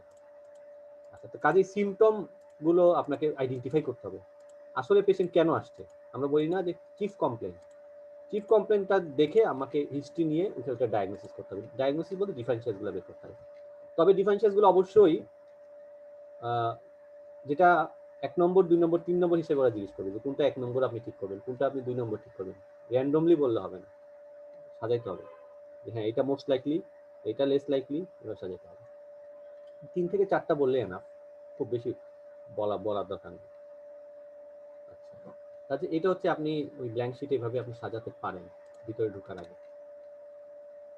তাহলে কি করতে হবে আমি আরেকবার একটু পড়ে শুনি। সিনারিওটা খুব ভালো মতো পড়তে হবে, কারণ ওই সিনারিওটা পড়ে আপনার থিমটা বুঝতে হবে আসলে ওইখানে কি চাইছে। আসলে যখন আপনি বাইরে বসে থাকবেন, সিনারিওটা পড়ার পরে আপনাকে থিমটা বোঝার চেষ্টা করতে হবে। আসলে এখানে কি চাচ্ছে, এখানে কি চাচ্ছে, কফের ডায়াগনোসিস করতে হবে, কফটা কেন হচ্ছে তার সেটা খুঁজে বের করতে হবে, অথবা তার এনিমিয়া কেন হচ্ছে সেটা খুঁজে বের করতে হবে, অথবা তার হাইপোনেট্রিমিয়া কেন সেটা কজ খুঁজে বের করতে হবে। তাহলে সিনারিওটা খুব ভালো মতো পড়ে এটার থেকে থিমটা বের করতে হবে। তাহলে সিনারিওটার পেশেন্টের নেম লিখতে হবে, সিমটম, এবং সিমটমগুলো লিখতে হবে যদি কনফিউশন তৈরি না হয়। বিশেষ করে এটা স্টেশন 5 এর জন্য। হ্যাঁ, স্টেশন 5 এ দুইটা কেস থাকে তো কনফিউশন তৈরি হয়। আচ্ছা, symptoms, write down the symptoms in semantic qualifier. আচ্ছা, একটা কোশ্চেন ছিল, সেশন 5 এ তো দুইটা কেস থাকবে, সেটাকে আমি কি দুইটা কেসই দেখে ফেলবো তারপর কি ক্রস করবে, নাকি একটা কেস দেখার পরেই আমরা ক্রস করব? একটা কেস দেখার পরে ক্রস করবে, একটা কেস দেখার পরে আপনাকে ক্রস করে তারপরে 10 মিনিট হয়ে যাওয়ার পরে পাশের কেসে নিয়ে যাবে আপনাকে।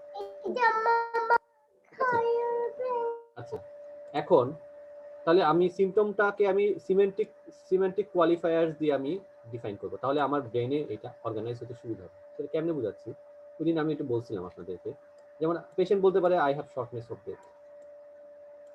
এটা আমরা কি লিখবো আমাদের মেডিকেলের ভাষায়, আমি সাথে সাথে এটাকে কিভাবে ইয়ে করবো, ডিসনিয়া। তখন আমি ডিসনিয়া ডিডি লিস্টে আমার, অথবা পেশেন্ট বললো কাফিং আপ অফ ব্লাড, আমি কি লিখবো, হেমোপ্টাইসিস। এই আপনি যখন এই সিমটমটাকে সিমেন্টিক কোয়ালিফায়ার নিয়ে যাবেন, তখন আপনার ব্রেনে এই জিনিসটাকে আরো অর্গানাইজড হইতে ডিডি গুলো সহজে ক্যাপচার করতে পারবে। এটা একটা ওয়ে আর কি। যে আপনাকে সিমেন্টিক কোয়ালিফায়ার গুলো সাজায় ফেলতে হবে। পেশেন্ট বলবে তার পেশেন্টের ভাষায়, কিন্তু আপনি তখন এটাকে মেডিকেল টার্মে আপনার ব্রেনের মধ্যে, আপনার কাগজের মধ্যে এটাকে লিখে ফেলবেন। তারপর হচ্ছে chalk out the possible differentials of the presenting symptom. তখন আপনি বাইরে বসে ওই ডিফারেন্সিয়াস গুলো লিখে ফেলবেন, কি কি পসিবল ডিফারেন্সিয়াস হতে পারে ওই সিম্পটমে। হেমোপ্টাইসিস হলে হেমোপ্টাইসিস কি ডিডি হতে পারে। দেন ভিতরে গিয়ে আপনি কারণ খুঁজে বের করবেন, কোশ্চেন করে করে এক্সক্লুশন মেথডে যেটা মোস্ট লাইকলি সেটা ডায়াগনোসিস করবেন। তাহলে আমি ডিডি গুলো সাজাবো কিভাবে? হ্যাঁ, ডিডি গুলো সাজানোর ওয়ে হচ্ছে, আপনি সহজ ওয়ে, অনেকভাবে ডিডি সাজানো যায়, যে যেটা প্রেফার করে। ডিডি সাজানোর সবচেয়ে কমনলি আমরা যেটা সাজাই হচ্ছে অর্গান সিস্টেম ওয়াইজ। যেমন হচ্ছে চেস্ট পেন নিয়ে আসছে, cardiac cause, respiratory cause, musculoskeletal cause, এভাবে আমরা সাজাই কমনলি। বাট কিছু কিছু ডিডি আছে যেগুলো আপনি প্যাথোফিজিওলজিক্যালি সাজাতে পারেন। কিছু কিছু সিমটম আছে, যেমন ইডিমা। ইডিমা কিন্তু অর্গান সিস্টেম ওয়াইজও সাজানো যায়, প্যাথোফিজিওলজিক বেসিসেও সাজানো যায়। আমি এক্সাম্পল দিই, যেমন ইডিমার কজ আমরা জানি ইনক্রিজ রিডিউস অঙ্কোটিক প্রেশার, একটা ইনক্রিজ হাইড্রোস্ট্যাটিক প্রেশার। কিসে হাইড্রোস্ট্যাটিক প্রেশার বাড়ে? কনজেস্টিভ কার্ডিয়াক ফেলিওরে বাড়ে। হ্যাঁ, আচ্ছা, রিডিউস অঙ্কোটিক প্রেশার কিসে হয়? হাইপোঅ্যালবুমিয়া। এটা কি কারণে হতে পারে? সিরোসিস হতে পারে, হাই নেফ্রোটিক সিনড্রোম হতে পারে, ম্যালঅবজরপশন সিনড্রোম হতে পারে। কাজেই আপনি অর্গান সিস্টেম ওয়াইজও সাজাতে পারেন, অথবা প্যাথোফিজিওলজিক বেসিসও হতে পারে। আচ্ছা, আরেকটা জিনিস মাথায় রাখবেন, যে একটা সিমটম নিয়ে আসলো, সাপোজ একটা এসিলি পেশেন্ট। এই জিনিসটা অনেক সময় অনেকে বায়াস হয়ে যায়। এসিলি আগে থেকে দিয়ে দিল, সে এসিলি পেশেন্ট, সে চেস্ট পেন নিয়ে আসছে। এখন এই চেস্ট পেনটা এসিলি রিলেটেড হতে পারে। হ্যাঁ, কেমন? এসিলিতে কি হয় আমরা জানি, পালমোনারি এম্বোলিজম হয়, সেটা কারণে হতে পারে। এসিলিতে কি হয়? প্লুরাইটিস হয়, হ্যাঁ, বা প্লুরেসি হয়, সেটা কারণে হতে পারে। এসিলিতে কি হয়? অ্যাক্সিলেটেড কার্ডিওভাস্কুলার ড্যামেজ হয়। তো সেক্ষেত্রে আমরা কি করতে পারি, যে ইসকেমিক হার্ট ডিজিজের ফিচার নিয়ে আসতে পারি। বাট এসিলি পেশেন্টে কিন্তু কি হতে পারে? মাসকুলোস্কেলেটাল পেইন হতে পারে না। সেই এসিলি হয়েছে থেকে কি তার মাসকুলোস্কেলেটাল পেইন হবে না? তার কি জার্ড হইতে পারে না? পারে। কাজেই যখন আপনি একটা পেশেন্ট সিমটম নিয়ে আসবে, তার প্রি এক্সিস্টিং যে ডিসঅর্ডারটা আছে, সেই ডিসঅর্ডারের রিলেটেড কিনা সেটাও আমাকে যেমন খুঁজতে হবে, আনরিলেটেড গুলো একটু টাচ করে দিয়ে আসতে হবে, যাতে এগুলো মিস না হয়। অনেকে দেখা যায় যে এসিলি হয়েছে মানেই তার এইগুলো হয়েছে, এরকম চিন্তা করে বসে থাকে। অথচ মাসকুলোস্কেলেটাল ইজ ভেরি কমন, যে কোনো মানুষেরই হতে পারে। সে হয়তো ব্যায়াম করছে, এসিলি পেশেন্ট ব্যায়াম করতে গেছে, সে হয়তো একটা ওয়েট লিফটিং করছে, সেটাতে এটা মাসকুলোস্কেলেটাল পেইন হচ্ছে। কাজেই আপনাকে ওইগুলো একটু মাথায় রাখতে হবে, শুধুমাত্র বায়াস হয়ে গেলে হবে না। কাজে এটা একটা ইম্পর্টেন্ট। আরেকটা ইম্পর্টেন্ট ইস্যু হচ্ছে, বিশেষ করে ইউকেতে এবং ইন্ডিয়াতেও যায়, যে ড্রাগ কস্ট আমরা ভুলে যাই। যে কোনো সিমটমে একটা ড্রাগ কস্ট, যেমন লেগিডিমা যেমন আমরা যেটা বলি কমন হচ্ছে সিসিএফ, নেফ্রোটিক সিনড্রোম, সিরোসিস। হ্যাঁ, কিন্তু অ্যামলোডিপিন, হ্যাঁ, calcium channel blocker can cause also bilateral leg swelling, হ্যাঁ, বা লেগিডিমা, বাইলেটারাল লেগিডিমা। কাজেই ড্রাগ কস্টটাও মাথায় রাখতে হবে যে কোনো ডিসঅর্ডারে। আচ্ছা, মাস্ট নট কমন এবং ডেঞ্জারাস ডায়াগনোসিস। এই পরীক্ষাটা বেসিসে ওরা চায় যে আপনি একজন সেফ ডক্টর হন। কমন আপনি একদম ডায়াগনোসিস করতে হবে ওরা চায় না। হ্যাঁ, ওরা চায় যে আপনি আপনার এখানে আপনাকে কি পরিমাণ এক্সপার্ট হতে হবে সেখানে। আপনাকে সেখানে গেলেই আপনি কনসালটেন্ট হতে পারবেন না এএমআরসিপি করে। আপনি যাবেন হচ্ছে সেখানে রেজিস্টার পোস্টে। যদি একজন রেজিস্টারের, যদি আপনি কমন একটা পেশেন্ট আসার পরে আপনি ডিডি গুলো সাজিয়ে ফেলতে পারেন, যেটা আপনি আপনার কনসালটেন্টের সামনে প্রেজেন্ট করবেন, আর হচ্ছে আপনি একটা ম্যানেজমেন্ট প্ল্যান করে রাখতে পারেন। আর আপনি যাতে খারাপ, এটা কি ভালো নাকি, পেশেন্টটা কি মানে ইমিডিয়েট তার ইন্টারভেনশন লাগবে, নাকি তাকে আউটপেশেন্ট বেসিসে তার ট্রিটমেন্ট করা যাবে, সেটা আপনি বুঝতে পারেন কিনা। এই জিনিসগুলো যদি আপনি এনশিওর করতে পারেন, তাহলেই ওরা খুশি। কাজে কমন এবং ডেঞ্জারাস ডায়াগনোসিস গুলো যাতে মিস না হয়। কমন যেমন চিন্তা করবেন, চেস্ট পেন নিয়ে আসলে অবশ্যই এমআই এর কথা মাথায় রাখতে হবে, বা ইসকেমিক হার্ট ডিজিজের কথা মাথায় রাখতে হবে। ওই জিনিসগুলো একটু মাথায় রাখতে হবে, আপনি যাতে ডেঞ্জারাসটাও কনসিডার করেন, এটা ওরা খেয়াল করবে যে আপনি সেফ ডক্টর কিনা। আপনাকে শো করতে হবে যে you are a safe doctor.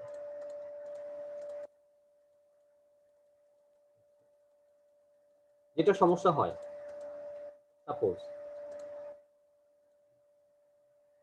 যেটা একটা মেডিকেল সায়েন্সে একটা কথা বলে আর কি, এটা যে আপনি যদি ঘোড়ার খুরের একটা খুরের শব্দ শুনেন, আপনি সাপোজ ধরেন আপনি বাসায় বসে আছেন, খুরের শব্দ শুনছেন, ঘোড়ার বা যেটাই হোক, খুরের শব্দ কিন্তু শুধু ঘোড়া ছাড়া অনেকেই করতে পারে, এটা জেব্রাও করতে পারে। মানে আপনি বসে আছেন ঢাকা শহরে, মানে আপনি একটা বাসায় বসে বসে আওয়াজ শুনতেছেন যে টকবক টকবক টকবক টকবক একটা আওয়াজ হচ্ছে। এখন আপনি কি চিন্তা করবেন? আপনি কি জেব্রা চিন্তা করবেন নাকি ঘোড়া চিন্তা করবেন? এখন আপনি যদি, সেক্ষেত্রে আপনার কি এখানে কমন হচ্ছে ঘোড়া হওয়ার সম্ভাবনা বেশি। কাজে এই কথাটা বলার উদ্দেশ্য হচ্ছে common thing is always common, সবসময় কমন থিং চিন্তা করতে হবে। আনকমন খুব কমপ্লিকেটেড জিনিস পরে চিন্তা করবে। সেকেন্ড কথা, এখন যদি আপনি আফ্রিকার জঙ্গলে থাকেন তখন জেব্রাও একটা ভালো ডিফারেন্সিয়াস হতে পারে।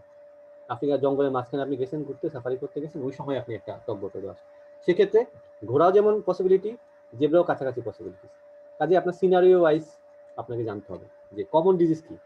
এটা একটা বায়াস, অনেক ধরনের কগনিটিভ বায়াস আছে আমাদের মানে ডক্টরদের মধ্যে। হ্যাঁ, কগনিটিভ বায়াস গুলোর মধ্যে একটা কমন কগনিটিভ বায়াস বলে হচ্ছে বেজ রেট নেগলেক্ট। মানে হচ্ছে আমরা চিন্তা করি সব ডিজিজ কমন মানে একই রেটে হয়।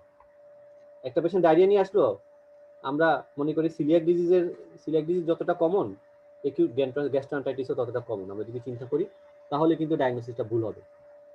প্রত্যেকটা ডিজিজের কিন্তু প্রিভ্যালেন্স এবং ইনসিডেন্স আমাদের কমিউনিটিতে কেমন একটা গ্রস আইডিয়া থাকতে হবে। একটা পেশেন্ট কাফ নিয়ে আসলে কোন কাফটা কমনলি হয় আমাদের, কোন কাফটা রেয়ার ডায়াগনোসিস, সেটা আমাকে জানতে হবে। সেকেন্ড কথা যেটা হচ্ছে কমন ডিজিজের রেয়ার প্রেজেন্টেশনগুলো বুঝতে হবে। ডিজিজটা কমন কিন্তু প্রেজেন্টেশনটাই অনেক সময় একটু রেয়ার হতে পারে। একটু কমন এটা বলে যে rare presentation of a common disease is more common than the common presentation of a rare disease. হ্যাঁ, এখন আপনার একটা রেয়ার ডিজিজের কমন প্রেজেন্টেশন তুলে আপনার একটা কমন ডিজিজের rare presentation is more common. কাজে কমন ডিজিজের কমন রেয়ার প্রেজেন্টেশনটা আপনাকে জানতে হবে। কমন প্রেজেন্টেশন তো জানবেনই, যেমন একটা থাইরোটক্সিকোসিসের পেশেন্ট ইউজুয়ালি কি নিয়ে প্রেজেন্ট করে, ওয়েট লস, পালপিটেশন, হ্যাঁ এগুলো নিয়ে প্রেজেন্ট করে। বাট অনেক সময় এলডারলি পেশেন্টের ক্ষেত্রে আমরা কি বলি অ্যাপেথেটিক হাইপারথাইরয়েডিজম বা থাইরোটক্সিকোসিস, শুধুমাত্র সে কার্ডিয়াক ফিচার নিয়ে আসে, নিউরোলজিক্যাল ফিচারগুলো তার থাকে না, শুধুমাত্র হার্ট ফেলিওর নিয়ে আসতে পারে। তো কাজেই কমন ডিজিজের রেয়ার প্রেজেন্টেশনগুলো আমাদেরকে জানতে হবে। এই জিনিসগুলো আপনাকে সাজাতে হবে এবং বুঝতে হবে যে প্রত্যেকটা ডিজিজের ইনসিডেন্স মানে একটা কোন ডিজিজটা কমনলি হয়, কোন ডিজিজটা, যেমন একটা পেশেন্ট ওয়েট গেইন নিয়ে আসলো, আপনি যদি বলেন ইনসুলিনোমা তো অনেক রেয়ার। একটা পেশেন্ট হাইপারটেনশন নিয়ে আসলো, ইয়াং পেশেন্ট, আপনি বললেন phaeochromocytoma, this is very much rare disease. হ্যাঁ, এটা আপনাকে বুঝতে হবে। আপনি ইয়াং দেখেই আমি একদম ফিও শুনে আমি ফিও বলে লাভ দিয়ে উঠবো, সেটা বলা যাবে না। বেটার ইয়াং পেশেন্টের বরঞ্চ essential hypertension is more common than phaeochromocytoma. কাজে আপনাকে বুঝতে হবে যে, এবং ধরেন ইয়াং হাইপারটেনশনের কজের মধ্যে একটা ইম্পর্টেন্ট কজ হচ্ছে কোনস, এবং ফিও ইজ ভেরি রেয়ার। কাজে কোনটা কমন কোনটা একটু লেস কমন এগুলো সম্পর্কে আইডিয়া থাকতে হবে। মানে ওভারঅল একদম পার্সেন্টেজ মুখস্থ করার দরকার নেই কত পার্সেন্ট, বাট একটা গ্রস আইডিয়া থাকতে হবে। তাহলে আপনি ডিফারেন্সিয়াস গুলো সাজাতে পারবেন, আপনি কোনটাকে প্রায়োরিটি দিবেন, কোনটা আগে বলবেন, সেটা আপনি সাজাতে পারবেন। ওই যে বেজ রেট নেগলেক্ট যেটা, সেই বায়াসটা আপনার মধ্যে হবে না। আচ্ছা, হ্যাঁ আমার আপনাদের এই টার্ম কিছু টার্ম একটু নতুন মনে হতে পারে। আসলে আমরা তো এইসব এই ক্লিনিক্যাল রিজনিং নিয়ে আমরা ওরিয়েন্টেশন আমাদের বাংলাদেশে একটু কম, তো এই জন্য হয়তো একটু ইয়ের মধ্যে বুঝতে সমস্যা হলে আমাকে একটু জিজ্ঞেস করবেন। আচ্ছা, তাহলে আমি বাইরে থেকে ডিফারেন্সিয়াস রেডি করে গেলাম, এবার আমি ভিতরে ঢুকে পেশেন্টের কাছ থেকে হিস্ট্রি নিব। তাহলে আমি কিভাবে হিস্ট্রি নিলে আমারটা অর্গানাইজড হবে? এখন এটার জন্য কোনো 100% মানে আমারটাই সেরা এরকম কিছু নাই আসলে। এখন আপনি আপনার মতো করে সাজাতে পারেন, বাট এমনভাবে সাজাবেন যে আপনি যে অর্গানাইজড ওয়েতে হিস্ট্রি নিচ্ছেন এটা যাতে এক্সামিনার বুঝতে পারে। আমি একটা ওয়ে ফলো করতাম, সেটা আপনাদের দেখাচ্ছি। এটা এরকম কোনো স্ট্যান্ডার্ডাইজড ওয়ে না, এটা কোনো বইতে পাবেন না, বাট আমি একটা স্টেপ ওয়াইজ অ্যাপ্রোচ আমি ফলো করতাম, সেটা আপনাদের সাথে আমি শেয়ার করতে পারি আর কি। যেমন প্রথম স্টেপটা আমি যেটা করতাম, ঢুকার পরে পেশেন্টকে পরিচয় তো এগুলো তো দিবেনি, ওগুলো তো গদ বাঁধা কথা। হিস্ট্রি টেকিং এর মেইন যেটা করতাম সেটা হচ্ছে আগে সিমটমটা অ্যানালাইসিস করতাম। সাপোজ একটা পেশেন্ট চেস্ট পেন নিয়ে আসছে, তাহলে আমি কি দিয়ে শুনতাম, সক্রেটিস, সাইট, অনসেট, ক্যারেক্টার, এর মধ্যে কোনটাকে বেশি খেয়াল করতে হতো? ক্যারেক্টার। চেস্ট পেনের ক্যারেক্টারটা খুব এটা ডিফাইন করে আসলে এটা কোন টাইপের চেস্ট পেন, এটা ক্যারেক্টারটা দিয়ে ভালো বোঝা যায়। কাজেই এই সক্রেটিসটা আমি ফলো করতাম। অথবা অনেক সময় অনেকে আরেকটা সূত্র করে, যেমন ওডিটি প্যারা, এটা আমার অনেকে শুনছেন। Onset, duration, timing, progression, অ্যাগ্রাভেটিং factor, relieving factor, associated feature, এটা অনেকে ইউজ করে। পেন হলে সক্রেটিসটা একটু ভালো যায় আর কি। এরপরে আমি দেখেন এখানে একটা বড় করছি, হ্যাঁ, অ্যালার্ম ফিচার। এটা ইম্পর্টেন্ট আসলে কি, কারণ আমি বললাম না ডেঞ্জারাস ডায়াগনোসিস গুলো যাতে মিস না হয়। এখন অ্যালার্ম ফিচার আবার সব সিমটমের অ্যালার্ম ফিচার এক না। যেমন একটা পেশেন্টের হেডেক নিয়ে আসছে, হেডেকের কিন্তু কিছু রেড ফ্ল্যাগ সাইন আছে। হ্যাঁ, সাডেন সিভিয়ার পেইন, যদি নিউরোলজিক্যাল উইকনেস থাকে, তখন আপনি হেডেকের কিছু অ্যালার্ম ফিচার আছে। আবার ডেভিডসন একটা চার্ট দেখবেন, যদি একটা পেশেন্ট ইয়ে নিয়ে আসে, ডিসপেপশিয়া নিয়ে আসে, হ্যাঁ ডিসপেপশিয়া নিয়ে আসে, তার কিছু রেড ফ্ল্যাগ সাইন আছে, অথবা লো ব্যাক পেইন নিয়ে আসে, তার কিছু রেড ফ্ল্যাগ সাইন আছে। কাজে ওই সিমটম ওয়াইজ তার অ্যালার্ম ফিচারগুলো একটু জিজ্ঞেস করা দরকার। একটা পেশেন্ট কাফ নিয়ে আসলো, তাহলে তার রেড ফ্ল্যাগ সাইন কি? কাফের রেড ফ্ল্যাগ সাইন হচ্ছে তার যদি হেমোপ্টাইসিস থাকে, এটা একটা খারাপ ইন্ডিকেট হতে পারে। অথবা তার যদি ওয়েট লস থাকে, like systemic feature, weight loss যদি থাকে, ফিভার যদি থাকে, সেটা টিউবারকুলোসিস হতে পারে।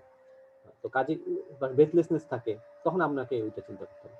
কাজে সিমটম ওয়াইজ আপনি অ্যালার্ম ফিচারগুলো জিজ্ঞেস করবেন। প্রথমে সিমটম অ্যানালাইসিস। আচ্ছা, আরেকটা কোশ্চেন করতে পারেন কিছু কিছু সিমটমের ক্ষেত্রে, যে ক্ল্যারিফাই করে নিতে হবে পেশেন্ট আসলে কি বুঝাচ্ছে। অনেক সময় পেশেন্ট কি বলছে এটাই বোঝা যায় না। যেমন আমি একটা উদাহরণ দিই, পেশেন্ট এসে বলতে পারে যে I have some source of dizziness. আচ্ছা, এখন ডিজিনেস তো একটা ভেগ টার্ম, হ্যাঁ, এটা দিয়ে অনেক কিছু হতে পারে। এটা হতে পারে ভার্টাইগো, হ্যাঁ, এটা হতে পারে প্রিসিনকোপি। তো কাজে আপনি, এটাও হতে পারে আদার কজ, লাইক এনিমিয়া হতে পারে। এখন আপনি জিজ্ঞেস করতে পারবে যে what do you mean by dizziness, do you think that everything around is spinning around you, or you spinning around everything?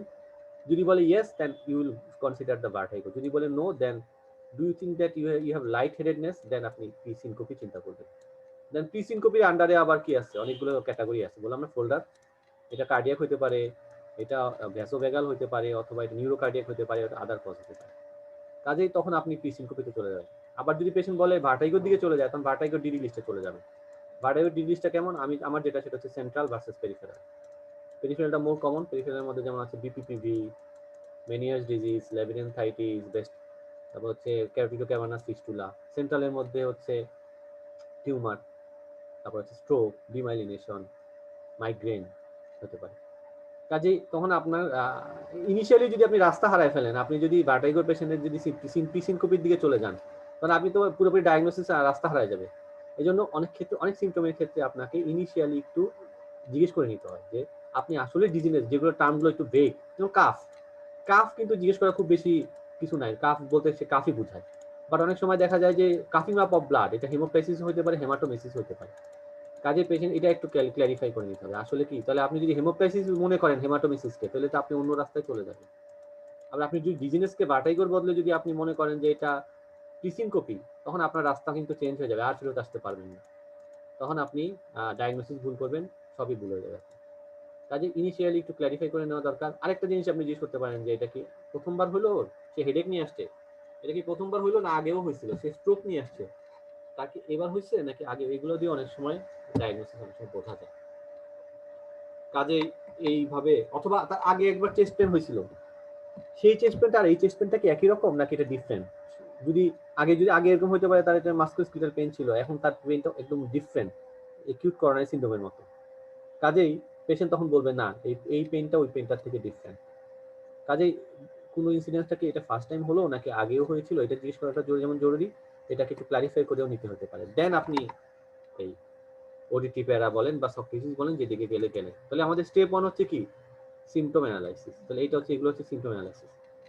এগুলোর সাথে সাথে আরো দু একটা সিমটম জিজ্ঞেস করলে ভালো। যেমন হচ্ছে সাপোজ ধরেন কাফটা হচ্ছে কোন সিস্টেমের ডিজিজ, রেসপিরেটরি, তাহলে আদার রেসপিরেটরি সিমটম গুলো সাথে সাথে জিজ্ঞেস করে ফেলেন, তাহলে আপনার মোটামুটি, যেমন রেসপিরেটরি কাফের সাথে কি জিজ্ঞেস করতে পারেন, হেমোপ্টাইটিস জিজ্ঞেস করতে পারেন, শর্টনেস অফ ব্রেথ জিজ্ঞেস করতে পারেন, চেস্ট পেইন জিজ্ঞেস করতে পারেন।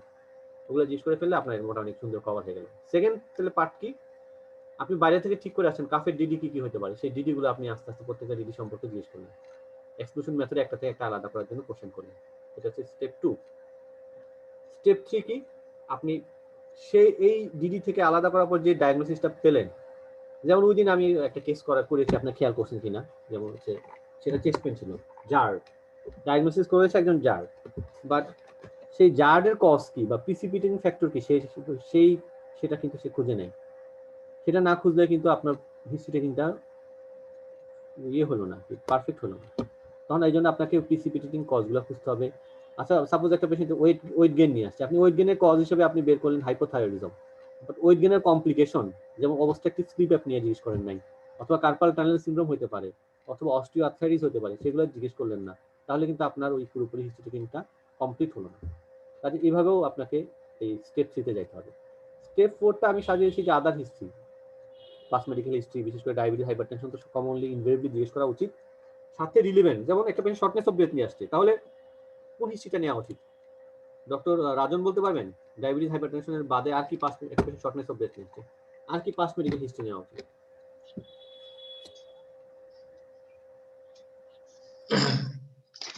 সরি ভাই, কি বললেন যে কোশ্চেন কভার করবেন? বললাম যে একটা পেশেন্ট শর্টনেস অফ ব্রেথ নিয়ে আসছে, তাহলে আপনি হাইপারটেনশন ডায়াবেটিস বাদে আর কোন আর কি 5 মেডিকেল হিস্ট্রি নিতে চান? পেশেন্টের চাইল্ডহুড অ্যাজমা ছিল কিনা, বা হে ফিভার বা এগুলো ছিল কিনা, হে ফিভার বা এক্সিমা ছিল কিনা। হ্যাঁ ঠিকই বলছেন যে কারণ আদার কোনো ডিজিজ মধ্যে এখানে অ্যাজমাটা ইম্পর্টেন্ট শর্টনেস অফ ব্রেথ। কাজে আপনাকে ওই কোনটা কি 5 মেডিকেল হিস্ট্রি নেবেন সেটা আপনাকে একটু বুঝতে হবে। তবে ড্রাগ এবং সার্জারিক্যাল হিস্ট্রিটা আমরা অনেক সময় মিস করি, ড্রাগ হিস্ট্রিটাও নিতে হবে। খুব ড্রাগের হিস্ট্রিটা নেওয়ার সময় একটু সে এখন কি ড্রাগ খাচ্ছে, আগে কি ড্রাগ খেত, সে কোনো ওভার দ্য কাউন্টার ড্রাগ খায় কিনা, তার কোনো ড্রাগ অ্যালার্জি আছে কিনা, এগুলো জিজ্ঞেস করা উচিত। সার্জিক্যাল হিস্ট্রির মধ্যে কোনো সার্জারি হয়েছিল কিনা, এগুলো জিজ্ঞেস করা দরকার। সোশ্যাল হিস্ট্রির মধ্যে বিশেষ করে কোয়ালিটি অফ লাইফটা আমরা মিস করি। স্মোকিং, অ্যালকোহল আমরা সবাই জিজ্ঞেস করি। স্মোকিং হলে যেটা সমস্যা হয়, যেটা সবাই করে, সরাসরি পেশেন্টকে বলে যে you have to stop smoking, এটা সরাসরি বলা যাবে না। আপনি বলবেন যে indirectly I recommend you to stop smoking, there is a smoking cessation clinic in our hospital, if you want I can refer you to the smoking cessation clinic, এটা বলে আপনি তাকে অফার করতে পারেন। But you can not force, আপনি force করতে পারবেন না পেশেন্টকে, তার একটা অটোনমি আছে।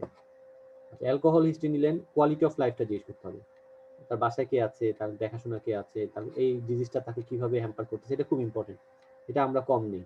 Travel history, driving history, sexual history appropriate হলে নেবেন। হুটহাট সবাইকে সেক্সুয়াল হিস্ট্রি নেবেন না। একটা 50 বছর বা 60 বছরের লোক চেস্ট পেন নিয়ে আসছে, তার সেক্সুয়াল হিস্ট্রি নেওয়া জরুরি না, তাকে বাঁচানো জরুরি তখন। কাজেই ওগুলো ট্রাভেল হিস্ট্রিটা কখন নেবেন? একটা পেশেন্ট কাফ নিয়ে আসছে, ওয়েট লস নিয়ে আসছে, আপনি টিউবারকুলোসিস চিন্তা করতেছেন, অথবা ফিভার নিয়ে আসছে, ফিভারের পেশেন্ট, তার ট্রাভেল হিস্ট্রিটা খুব ইম্পর্টেন্ট। কাজেই কখন আপনি ট্রাভেল হিস্ট্রি নেবেন, কখন আপনি সেক্সুয়াল হিস্ট্রি নেবেন, কখন আপনি ড্রাইভিং ইস্যু আনবেন, সেটা ইম্পর্টেন্ট। হুটহাট মানে একটা জিনিস দিয়েই সবাইকে কভার করা যাবে না, এটা একটু একটু চেঞ্জ করতে হবে, মডিফাই করতে হবে। উইমেনের ক্ষেত্রে সবসময় 3P মনে রাখার চেষ্টা করবেন, পিল, পিরিয়ড এন্ড প্রেগন্যান্সি, এই সূত্রটা মাথায় রাখবেন যদি কোনো ফিমেল আসে। আর লাস্টের পার্ট এটা অনেকের একটু উইকনেস আছে, যেটা হচ্ছে ফিডব্যাক দেওয়াটা, গিভিং ফিডব্যাক। ফিডব্যাকের অনেকগুলো পার্ট আছে, যেমন হচ্ছে একটা প্যাথোফিজিওলজি, প্রথমে আপনি সিম্পল টার্মে প্যাথোফিজিওলজিটা একটু ডেসক্রাইব করতে হবে ডিজিজে, যে আপনার কি হয়েছে সেটা ডেসক্রাইব করা, ইনভেস্টিগেশন প্ল্যানটা বলা, ম্যানেজমেন্ট প্ল্যান বলা। তো ম্যানেজমেন্ট প্ল্যানটা হচ্ছে পেশেন্টের সাথে শেয়ার করে, এটাকে বলে শেয়ার্ড ডিসিশন মেকিং। হ্যাঁ, এবং ইনস্ট্যান্ট যদি কোনো ম্যানেজমেন্ট থাকে, সাপোজ একটা পেশেন্ট চেস্ট নিয়ে আসছেন, হ্যান্ড জয়েন্ট পেইন নিয়ে আসছে, আপনি ইনভেস্টিগেশন কবে করবেন, কবে তাকে মাল্টি ডিসিপ্লিনারি টিম নেবেন, তার আগে তাকে একটা পেইন কিলার দেওয়া দরকার, সেটা দিয়ে দেন। একটা পেশেন্ট জার্ড নিয়ে আসছে, তাকে পিপিআই দিয়ে দেন। হ্যাঁ, এই জিনিসগুলো। আরেকটা কোশ্চেন হয় যে ক্রিটিক্যাল ডিসিশন মেকিং, এটা নিয়ে সবসময় যেমন ভর্তি করবেন কি করবেন না, এটা নিয়ে অনেক সময় একটু কনফিউশন অ্যারাইজ করে, সেটা কেস বাই কেস ডিসাইড করতে হবে। অ্যাডমিশন ক্রাইটেরিয়া যদি ফুলফিল করে সেটা অ্যাডমিট করবে, আর ফুলফিল না করলে অ্যাডমিট করা যাবে না। পেশেন্টকে অবশ্যই জিজ্ঞেস করতে হবে, do you have any other concern, that is very important. কনসার্নে মার্কস নিয়ে আসতেই হবে, উপায় নেই। তাহলে আমাদের এই ক্লিনিক্যাল কমিউনিকেশনে আমরা যেটা বিশেষ করে হিস্ট্রি চেকিং আমরা অনেক দুর্বল, বিশেষ করে আমাদের ক্যান্ডিডেটরা অনেকেই ফেল করে রিসেন্টলি। কারণ ক্লিনিক্যাল কমিউনিকেশন ফেল করে কারণ কি, এখানে 16 মার্কসের মধ্যে পাস করতে হলে পাইতে হয় 11, খুবই ডিফিকাল্ট।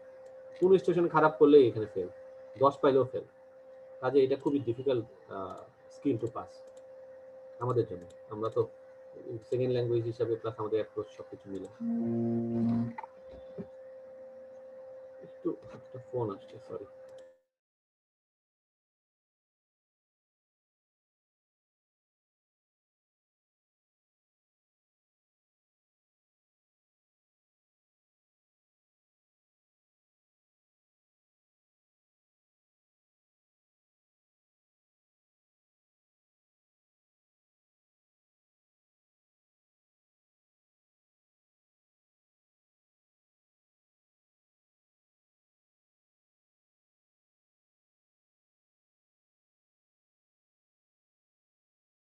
হ্যালো, আচ্ছা, এখন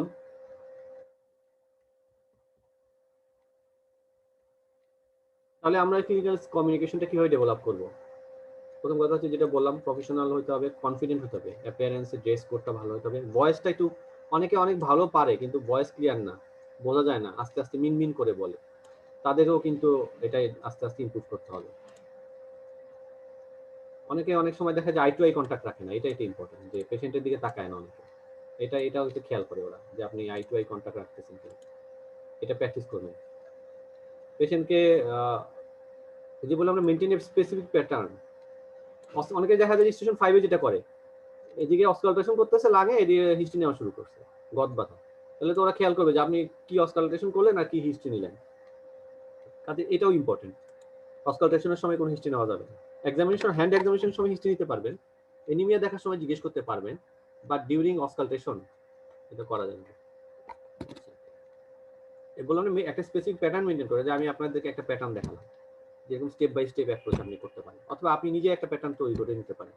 আমারটাই যে বেস্ট আমি বলবো না, ওই প্যাটার্ন অনুযায়ী। কোয়ালিটি অফ লাইফ ইস্যু, এটা আমরা জিজ্ঞেস করি না, how does this symptom affects your life, who is there to help you in your home, do you need any social care, এই জিনিসগুলো যদি তার বাসায় কেউ না থাকে। মেডিকেশন লিস্ট আমরা ভুলে যাই, অবশ্যই রুটিনলি জিজ্ঞেস করা উচিত মেডিকেশন লিস্ট, কারণ মেডিকেশনের মধ্যে অনেক ডায়াগনোসিস লুকানো থাকে। ট্রাইবাল সেক্সুয়াল হিস্ট্রি কথা বললাম, নেসেসারি হলে নিব। স্মোকিং অ্যালকোহল হিস্ট্রি ইনভেরিয়েবলি নিব, রুটিনলি নিব। আচ্ছা, স্মোকিং হিস্ট্রি নিলে আবার ওইটা কোয়ান্টিফাই করবো, অ্যালকোহল হিস্ট্রি চেষ্টা করবো কোয়ান্টিফাই করার জন্য। পেশেন্টকে অবশ্যই থ্যাঙ্কস দিব, আমরা এটা দিতে চাই না, থ্যাঙ্কস টু দ্য পেশেন্ট। ঘন্টা পরে রাখবো, আগে হ্যান্ডশেক করে শুরু করবো আমরা, এবং শেষ হওয়ার পরে আমি হ্যান্ডশেক করে চলে আসবো। এক্সপ্লেন দ্য ডায়াগনোসিস এবং possible management plan in layman's term. আচ্ছা, যখন আপনি পেশেন্টকে ফিডব্যাক দিবেন সেটা লেমেন্স টার্মে দিতে হবে, ওই যে ভাষায় দিলে হবে না, আই হ্যাভ সাম ডিফারেন্সিয়েট না বলে বলতে হবে I have some পসিবিলিটিজ in my mind. স্ট্রোকের আপনি স্ট্রোক বললে হবে না, তখন আপনি ওটাকে এক্সপ্লেইন করতে হবে স্ট্রোক বলতে আপনি কি বোঝাচ্ছেন, দেয়ার ইজ এ ব্লকেজ, বা আপনি বলতেছেন যে এমআই হচ্ছে বেশি খাট this, there is a blockage in the blood channel that supplying your heart, that's why you are having this chest pain. এভাবে আপনি লেমেন টার্মে আপনি এইগুলো এক্সপ্লেইন করতে হবে পেশেন্টকে। আচ্ছা, এটা গেল আমাদের ফোকাসড হিস্ট্রি টেকিং। আরেকটা ইস্যু হচ্ছে টার্গেটেড এক্সামিনেশন, তাহলে সেটা আবার কি জিনিস? এটা স্টেশন 5 এর জন্য, 2 তে তার এক্সামিনেশন করতে হয় না। টার্গেটেড এক্সামিনেশন হচ্ছে আপনার স্টেশন 5 এ তো টাইম কম, আপনি যদি সব একটা পেশেন্ট কাফ নিয়ে আসছে, আপনি যদি পুরো রেসপিরেটরি সিস্টেম এক্সামিনেশন করতে যান আপনার 8 মিনিট শেষ হয়ে যাবে, তাহলে এটা করলে হবে না, আপনাকে টার্গেট করতে হবে যে আসলে আমি কি করব। সেক্ষেত্রে আপনি যেটা করতে পারেন, যে একটা কাফ নিয়ে আসছে, আপনি প্রথমে অসকালটেট করে ফেলেন লাঙে, অসকালটেট করে যদি আপনি কোনো ফাইন্ডিংস পান, দেন আপনি দরকার হলে পারকাস করেন। এরকম না যে আপনাকে ওই নর্মালি আমরা স্টেশন 1 এ যেভাবে করি, মানে একদম সুন্দর অর্গানাইজড ওয়েতে, যেটা আমাদের একদম টিপিক্যাল ওয়ে, সেটাতে না করে এখানে আপনি রিভার্স ওয়েতে করতে পারেন। হিস্ট্রি টেকিং এর মাঝখানে এক্সামিনেশন করে পরে আবার হিস্ট্রি নিতে পারেন, এখানে এইটুকু ফ্লেক্সিবিলিটি আছে। এখানে অসকালটেশনের পারকাশন করার আগে আপনি অসকালটেশন করতে পারেন, কাজে এটা আপনি ইয়ে করবেন, প্রথম কাজ হচ্ছে। তাহলে পেশেন্ট যদি কাফ নিয়ে আসে, আপনি আগে লাংটা অসকালটেট করেন। পেশেন্ট যদি অ্যাবডোমিনাল চেস্ট পেন নিয়ে আসে, আপনি আগে হার্ট অসকালটেট করেন। আপনি পেশেন্ট যদি অ্যাবডোমিনাল পেন নিয়ে আসে, আগে অ্যাবডোমেনটা দেখেন, অ্যাবডোমিন এক্সামিন করেন। কাজে ডিপেন্ড করতেছে আপনার পেশেন্টের হিস্ট্রি, পেশেন্টের ইয়ের উপরে, তো এটা মাথায় রাখবেন। হ্যাঁ, এবং এখানে সাইন অফ সিভিয়ারিটি বুঝতে হবে। পেশেন্টের ব্রেথলেসনেস নিয়ে আসছে, সে আসলে টাইপ 1 ফেলুর না টাইপ 2 ফেলুর, এগুলো একটু বোঝার চেষ্টা করতে হবে। এগুলো আস্তে আস্তে আপনারা শিখবেন একদিনে। এত একটা হচ্ছে যে আমি করার জন্য করলাম, অনেক সময় বলে যে ভাইয়া, আমি বললাম এই যে আপনি যেটা করলেন কেন করলেন? ভাইয়া করছি এমনি। এমনি বলে কি না, আপনি যে কাজটা করবেন সেটা একটা কারণ থাকতে হবে, কারণ আপনি এমনি যদি কোনো কিছু করতে যান, দেখা যায় দরকার নাই, সে হুট করে একটা জিনিস দেখলো, আমি বললাম যে কেন করলেন? ভাই এমনি করছি। এই জিনিসটা করা যাবে না, কেন করতেছেন সেটা আপনাকে জানতে হবে। আমি এটা খোঁজার জন্য এটা করছি, কারণ আপনি এমনি কোনো কিছু করলে আবার যেটা আসলেই দরকার সেটা আবার করার টাইম পাবেন না, কাজেই এমনি কিছু করা যাবে না। আর আরেকটা জিনিস যেটা খুবই ভাইটাল, এবং পরীক্ষার আগে ওটা বারবার বলে, বিশেষ করে ইন্ডিয়ার সেন্টারগুলোতে বলে, এবং আমার পরিচিত আমার এক ফ্রেন্ড, ক্লোজ ফ্রেন্ড, সে এটার জন্য ফেল করছে, যে কাপড়ের উপর দিয়ে, আমরা তো প্র্যাকটিস করি নাই যে কাপড়ের উপর দিয়ে অস্কালটেট করা যাবে না, কোনোভাবেই না। ওয়ার্ডে যদি প্র্যাকটিস করতে যান চেষ্টা করবেন কাপড় তুলে করতে, যদি সম্ভব না হয় বলে নেবেন যে I would like to examine after exposing the clothes, তাহলে আপনার ওইটা পরীক্ষার সময় আপনার ওই প্র্যাকটিসটা থাকবে। আদারওয়াইজ পরীক্ষার সময়ও দেখা যাবে যে ওই কাপড়ের উপরে স্টেতো বসাই দিচ্ছেন, ওরা কিন্তু এটা দেখার জন্য বসে থাকে আপনি কাপড়ের উপরে এক্সামিন করেন কিনা। যদি করেন তাহলে কি হবে? তাহলে আপনি এক্সামিনেশন স্কিলেও মার্কস 0 পাবেন, সাইনেও 0 পাবেন, ডামি কেস হলো। কেসটা যদি ডামি হয়, ডামি কেস বলতে বোঝেন আচ্ছা কাউকে তো জিজ্ঞেস করি সবাই আছে কিনা, আমি তো একা একা বলছি। ডক্টর সুমন ভাই, ডামি কেস মানে কি বুঝেন? What is dummy case? ওই যে বললাম ডামি কেস।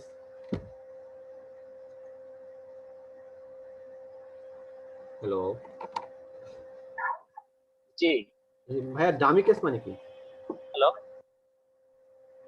ডামি কেস মানে ডামি কি? কেস মিন্স মানে অ্যাকচুয়াল কেস না, সাজানো কেস আর কি, এই ধরনের হ্যাঁ হয়তো ঠিকই বলছেন যে যেটা ডামি ডামি কেস হলো, সারোগেটের মতো এরকম। হ্যাঁ অনেকে যেটা বোঝায়, অনেক সময় কিন্তু ডামি কেস বোঝা যায়, দেখে বোঝা যায়।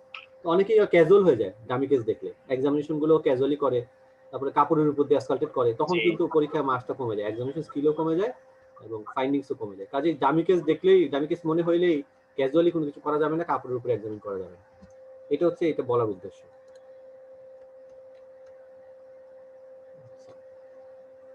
আচ্ছা আমি এখন একটা একটা উদাহরণ দিই। সাপোজ একটা patient 55 years old lady Mrs. Janet comes to the clinic with the complaint of recent weight gain and he has high blood pressure. Please see an advice. Station 5 এ প্রথম একটা কেস এরকম আসলো, বাইরে বসে আপনি ডিডি গুলো সাজাবেন, কারণ আপনি আপনার মতো ডিডি সাজাতে পারেন। এখানে মেইন কমপ্লেইনটা কি? Weight gain. এন্ডোক্রাইন কজ হতে পারে, নন এন্ডোক্রাইন করতে কজ হতে পারে, অথবা যেমন হচ্ছে ফ্লুইড ওভারলোড, ডিউটেনি কজ। এন্ডোক্রাইন কজের মধ্যে কমনলি ওয়েট গেইনের মেইনলি কজ হচ্ছে endocrine cause, Cushing syndrome, hypothyroidism, PCOS, metabolic syndrome, simple obesity, acromegaly, rare ক্ষেত্রে ইনসুলিনোমা হতে পারে। এবার আমি ডিডি বাইরে থেকে লিখলাম, ভিতরে ঢোকার পর আমি ফোকাসড হিস্ট্রি নিব। ফোকাস হিস্ট্রির মধ্যে প্রথমকে সিমটম অ্যানালাইসিস, বললাম না প্রথম স্টেপটা কি? Symptom analysis. ওজন, তার ওজন বাড়ছে, তার আসলে কতটুকু ওজন বাড়ছে, হাউ মাচ, কতদিনে ওজন বাড়ছে, এটা কি ইন্টেনশনাল নাকি আনইনটেনশনাল, তার ডায়েট এন্ড লাইফস্টাইল ঠিক আছে কিনা, এগুলো জিজ্ঞেস করা। সেকেন্ড স্টেপ কি? আমার ডিডি গুলো সম্পর্কে জিজ্ঞেস করা বলছিলাম। সেকেন্ড স্টেপটা হচ্ছে একটা দুই থেকে একটা আলাদা। কুশিং হলে কি পাবো? প্রক্সিমাল মায়োপ্যাথি থাকবে, do have any difficulty in standing from sitting position, any striae, any skin mark in the body, any high blood sugar, high blood pressure, any excess fat around your face and neck and also tummy. এটা hypothyroidism feature কি? Or do you have any cold intolerance, any constipation, have you noticed that your voice has been changed over the time, এগুলো জিজ্ঞেস করা। PCOS এর feature কি? Any menstrual irregularities, any excess hair growth, এগুলো। Metabolic সিনড্রোমে কি আছে? DM hypertension, এগুলো অন্য কিছু ফিচার নেই, ডিএম হাইপারটেনশন। ইনসুলিনোমাতে কি? Features of hypoglycaemia, any episodic features of loss of consciousness or palpitation, sweating, excessive hunger, এগুলো। তো তাহলে আপনি একটা থেকে যেটা মোস্ট লাইকলি মনে হবে, সাপোজ মনে হলো হাইপোথাইরয়েডিজম। 3 নম্বর স্টেপ হচ্ছে কি, আমি হাইপোথাইরয়েডিজমের কজ খুঁজবো। কি হতে পারে হাইপোথাইরয়েডিজম কজ? এটা একটা হচ্ছে অটোইমিউন হতে পারে, সেটা ফ্যামিলি হিস্ট্রি থাকবে। একটা হচ্ছে ড্রাগ ইনডিউসড, সে কোনো ড্রাগ খেয়েছিল কিনা, সে কখন আগে অ্যামিডোরন ড্রাগ খেয়েছিল কিনা, সেটা একটা কারণ হতে পারে। অথবা তার একটা নেক সার্জারি হয়েছিল, থাইরয়েড সার্জারি হয়েছিল, অথবা নেক রেডিয়েশন হয়েছিল। 3 নম্বর স্টেপ হচ্ছে আরেকটু ডিপে যাওয়া। 4 নম্বর অথবা যে কুশিং এর যদি হয়, সেক্ষেত্রে পেশেন্টের কুশিং এর কজ, যে সে আইট্রোজেনিক যদি কুশিং হয়, কুশিং তো আমরা জানি দুই ধরনের, একটা হচ্ছে এক্সোজেনাস এবং এন্ডোজেনাস। এক্সোজেনাস যদি হয়, সেক্ষেত্রে আমরা ড্রাগে কি ড্রাগ সে খাচ্ছে, কত ডোজে খাচ্ছে, কি কারণে খাচ্ছে, কে দিল, ডিউরেশন কত, এগুলো জিজ্ঞেস করা। এন্ডোজেনাস যদি হয়, তার হেডেক, হার্সিটিস অফ এন্ডোজেনাস, যেটা যেমন কুশিং ডিজিজ, হ্যাঁ পিটুইটারি টিউমারের কারণে যেটা হয়, সেটা জিজ্ঞেস করা। দেন আমরা আরেকটা স্টেপ 3 একটা পার্ট কি, to ask about the complication, বললাম না OSA, obstructive sleep apnoea. Do you have difficulty in sleep, do you snore at night, do your partner complain that you snore at night, অথবা do you have an early morning dizziness or headache or somnolence or sleepiness, carpal tunnel feature, any pain and numbness around your hands which improves by jerking of your hands, এটা জিজ্ঞেস করতে পারেন। Cardiovascular খারাপ দিক কি হতে পারে? Hypertension, diabetes, commonly জিজ্ঞেস করবেন। চেস্ট পেন জিজ্ঞেস করলেন। স্টেপ 4 আদার হিস্ট্রি। আদার হিস্ট্রির মধ্যে past medical history, family history, drug history, smoking, alcohol, এগুলো জিজ্ঞেস করা। দেন ফিডব্যাক। ফিডব্যাক হচ্ছে according to the diagnosis. Cushing হলে এক ধরনের ফিডব্যাক দিবেন, হাইপোথাইরয়েডিজম হলে এক ধরনের ফিডব্যাক দিবেন। এটা হচ্ছে ওয়ে। যেমন এখানে আরেকটা উদাহরণ দেওয়া আছে। একজন একটা 25 years old gentleman presented with newly detected hypertension. Blood pressure is 160/90. Please see an advice. দেন আপনি ডিডি সাজাবেন, একটা এসেনশিয়ালি হাইপারটেনশন, সেকেন্ডারি হাইপারটেনশন। সেকেন্ডারির মধ্যে কি? Conn's, phaeochromocytoma, Cushing, hypothyroidism. Renal কজের মধ্যে glomerulonephritis, renal artery stenosis, CKD, coarctation of aorta, drugs, steroid, NSAID, OCP, যেমন drug cause. এটা আপনি সাজায় নিয়ে গেলেন বাইরে থেকে। ভিতরে গিয়ে আপনি আদার কজের মধ্যে আরেকটি ইম্পর্টেন্ট হোয়াইট কোট হাইপারটেনশন। দেন আপনি ফোকাস হিস্ট্রি নেবেন, হাইপারটেনশন কতদিন ধরে কিভাবে ডায়াগনোসিস হইলো, কতবার সে মাপছে, কি পাইলো, non specific feature, chest pain এগুলো আছে কিনা। সেকেন্ডারি কজে প্রত্যেকটা আলাদা করে ফিচার জিজ্ঞেস করা, যেমন ফিওর ক্ষেত্রে আমরা কি বলি, ট্রায়াড থাকে না, এপিসোডিক পালপিটেশন, হেডেক, সোয়েটিং। কুশিংয়ের ক্ষেত্রে আলাদা কিছু ফিচার আছে, এগুলো আলাদা করে জিজ্ঞেস করা। এবং তারপর হচ্ছে আপনার কার্ডিওভাস্কুলার কমপ্লিকেশনগুলো জিজ্ঞেস করা হাইপারটেনশনের। হাইপারটেনশন কমপ্লিকেশন কি, ইসকেমিক হার্ট ডিজিজের feature, chest pain, peripheral artery disease, এগুলো জিজ্ঞেস করা। ফ্যামিলি হিস্ট্রি ইম্পর্টেন্ট এখানে, যে বিশেষ করে এডিপি কেডি, ইয়াং হাইপারটেনশন একটা কজ। সাডেন ডেথ কারো হয়েছিল কিনা ফ্যামিলিতে, এটা একটা ইম্পর্টেন্ট। কারণ সাডেন ডেথ কি কারণ হতে পারে, একটা এডিপি কেডি থেকে বেরিয়ে অ্যানিউরিজম হয়ে তার রাপচার হয়ে মারা যেতে পারে। স্মোকিং, অ্যালকোহল এগুলো জিজ্ঞেস করা উচিত। ইলিসিট ড্রাগ যেটার কারণে হাইপারটেনশন হতে পারে, cocaine, amphetamine must. Quality of life, how does it affect your life, এটা জিজ্ঞেস করতে পারেন। দেন ফোকাসড এক্সামিনেশন কি হতে পারে একটা নিউলি ডিটেক্টেড হাইপারটেনশনে, হতে পারে বোথ হ্যান্ড। কারণ আমরা কি রেডিও ফিমোরাল রেডিও ডিটেল দিলে আমরা কিছু পেতে পারি, কোয়ার্টেশন অফ আওয়ারটা পেতে পারি। দেন পাস দিতে পারি, পাস দেখতে হবে, কার্ডিওভাস্কুলার সিস্টেম ভালো মতো দেখতে হবে। দেন নেকে দেখতে হবে গয়টার আছে কিনা হাইপারথাইরয়েডিজমের জন্য। অ্যাবডোমেনে কি অ্যানলাস কি এডিপিকেডি খুঁজতে হবে। রেনাল বুই কি, রেনাল আর্টারি স্টেনোসিস, রেনাল বুইটা দেখতে হবে। দেন ওভারঅল অ্যাবডোমেন পালপেট করা, আর এখানে হচ্ছে চেস্ট স্কালপেট করা, পারকাশন করার দরকার নেই। কার্ডিওভাস্কুলার সিস্টেম এক্সামিনেশন করতে চাইতে হবে, পারলে ভালো। বিশেষ করে মারমার পাওয়া যেতে পারে একটা কোয়ার্টেশনের ক্ষেত্রে, ইন্ট্রাস্ক্যাপুলার রিজনে মারমার পাওয়া যেতে পারে। হাইপারটেনশনের কারণে আমরা হাইপারটেনশনের একটা ইম্পর্টেন্ট ফিচার কি পাই, অ্যাক্সিলারেটেড হাইপারটেনশন, যেটাতে হার্ট ফেলিওর থাকতে পারে, কিডনি ফেলিওর থাকতে পারে। সেজন্য আমরা কি করবো, লেগ এডিমা দেখবো, বেডসাইড ইউরিনটা অবজার্ভ করবো। কাজে এটা হতে পারে একটা হাইপারটেনশনের ফোকাসড এক্সামিনেশন। দেন ফিডব্যাক, বললাম না ফিডব্যাকটা কিভাবে দিব। সাপোজ সবকিছু আপনি জিজ্ঞেস করার পরে এই কেসটা চেন্নাইতে দেয়, আপনি কিছুই পাইলেন না, সবগুলো নো নো নো, তাহলে এটা এসেনশিয়াল হাইপারটেনশন। ফ্যামিলি হিস্ট্রি আছে, এটা এসেনশিয়াল হাইপারটেনশন। তাহলে দেখেন ফিডব্যাকটা কি হয়েছে, after talking to you and examining you, I think that there are certain possibilities of your high blood pressure. In many cases, we don't find any cause. We call it essential hypertension. We need to rule out other causes. We are going to run some tests in the form of blood test, urine test, tracing of your heart, scan of your heart, and tummy. After all these results, we will find a multidisciplinary team, that is a team of experts consisting of heart doctor, dietitian, specialist nurse, and our team will take necessary steps for you. Do you have any other concern? That is one of এটা একটা ফিডব্যাকের একটা way, ঠিক আছে। এইভাবে feedback গুলো দিতে হবে সুন্দর করে। দেন এক্সামিনার আপনাকে জিজ্ঞেস করবে 3টা question, what are your diagnosis or any differentials. তো আপনি ডায়াগনোসিস বলেন যে essential hypertension, but my differentials, কিছু কিছু ডায়াগনোসিস আপনি ল্যাব দিয়ে ডিফারেন্সিয়েট করতে হবে। যেমন কোনস আপনি হিস্ট্রি থেকে ডায়াগনোসিস করা খুব ডিফিকাল্ট কোনসে, কাজে কোনস আপনি ল্যাব দিয়ে ইলেকট্রোলাইটটা করতে হবে। তারপর আপনি ওই যে রেনিন রেশিওটা দেখবেন। ফিওক্রোমোসাইটোমা আপনি মেটানেফ্রিন দেখবেন। এডিপিকের জন্য আলট্রাসোনোগ্রাম করবেন। গ্লোমেরুলার জন্য কি করবেন, ইউরিন আরএমই করবেন। রেনাল আর্টারি স্টেনোসিসের জন্য আলট্রাসোনোগ্রাম করবেন। কোয়ার্টেশন অ্যাওয়ার্টার জন্য আপনি ইকো করতে পারেন অথবা এমআরআই করতে পারেন। কাজে ইনভেস্টিগেশন এভাবে করলেন। হাউ ইউ ইনভেস্টিগেট, ইনভেস্টিগেশনের মধ্যে urine RME, serum creatinine, electrolyte কমনগুলো, metanephrine, ultrasonogram, duplex, ECG, echocardiography, first individual by OGTT. এখানে দেখেন এগুলো হাইপারটেনশন রিলেটেড, বাট এগুলো complication related, other comorbidity related, diabetes এবং ডিসলিপিডিমিয়া। কাজে এই জিনিসটা বুঝতে হবে যে শুধুমাত্র আমি হাইপারটেনশন ডায়াগনোসিস করে চুপ করে গেলে হবে না, other comorbid condition that may affect the cardiovascular system, ওগুলোও একটু খুঁজতে হবে। দেন এটা একটা উদাহরণ দেখেন, হাউ ইউ ম্যানেজ। দেখেন ম্যানেজমেন্ট উইল বি মাল্টিডিসিপ্লিন। এটা আমি একটা কমন প্যাটার্ন আমি নিজের জন্য সাজানো ছিল, যে আমি সবগুলোকে এই ছাঁচে ফেলে দিতাম। Management will B multidisciplinary approach including cardiologist. যখন আপনি এক্সামিনারকে বলবেন তখন আপনি বলবেন কার্ডিওলজিস্ট, যখন আপনি পেশেন্টকে বলবেন তখন আপনি কি বলবেন, heart doctor. Cardiologist, specialist nurse, patient GP. Management options আর general measure. General measure hypertension জন্য আমরা কি করবো, patient education, counselling, psychological support, এগুলো কমন, এগুলো গদ বাধা, এগুলো সবগুলো পেশেন্টই থাকবে। Education, dietary, reduce dietary salt intake, এটা আলাদা হাইপারটেনশনের জন্য। স্টপ স্মোকিং, রেগুলার এক্সারসাইজ, এটা অ্যাড করতে পারেন। Addressing other cardiovascular risk factor, suppose পেশেন্টের ডায়াবেটিস থাকলে ডায়াবেটিস ম্যানেজ করা, ডিসলিপিডিমিয়া থাকলে স্ট্যাটিন দেওয়া, এটা। Specific management options, treatment of underlying secondary cause if present. যদি সেকেন্ডারি কজ থাকে তাহলে আমি সেকেন্ডারি ডায়াগনোসিস, যেমন যদি ফিওক্রোমোসাইটোমা থাকে আমি সার্জারি করব, কোনস থাকলে আমি সার্জারি করব।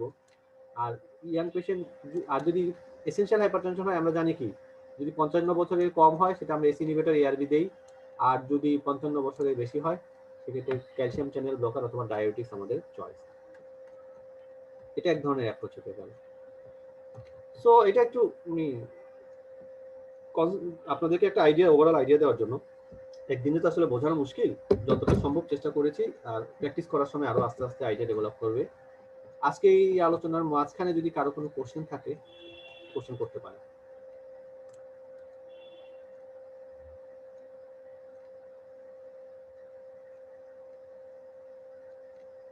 ডক্টর শাহজাদি আপা, আপনি কি আছেন? হ্যাঁ আছি ভাইয়া, ভালো বুঝতে পারছি। আমাদের মানে আমরা হ্যাপাজার্ড হিস্ট্রি নেই তো, জিনিস হুম। ক্লাসটা করে বুঝতে পারছি যে কিভাবে নিলে মানে জিনিসটা গুছানো হয়, ক্লামজি লাগবে না। আমাদের ওই জায়গাটায় গ্যাপ, হয়তো জিনিসটা ওই গুছানো প্র্যাকটিসটা অত ভালো নাই তো, বুঝতে পারি হ্যাঁ, করতে এটা অসুবিধা। হচ্ছে কি, আপনি প্র্যাকটিস করে করে আপনি যখন একই একই জিনিস বারবার প্র্যাকটিস করবেন, এই যে এই 5টা স্টেপ দেখালাম না, জি জি জি। প্রত্যেকদিন প্র্যাকটিস করার সময় যখন 5টা স্টেপই আপনি করবেন, তখন এটা আস্তে আস্তে আপনার সেকেন্ড টু নেচার হয়ে যাবে। হ্যাঁ, প্রথম প্রথম একটু কষ্ট হবে, তবে আপনি সবসময় চেষ্টা করবেন যে একটা প্যাটার্ন মেনটেন করে করে হিস্ট্রি নিতে, তাহলে একটা সময় গিয়ে আপনার কিন্তু এটা স্পন্টেনিয়াস হবে।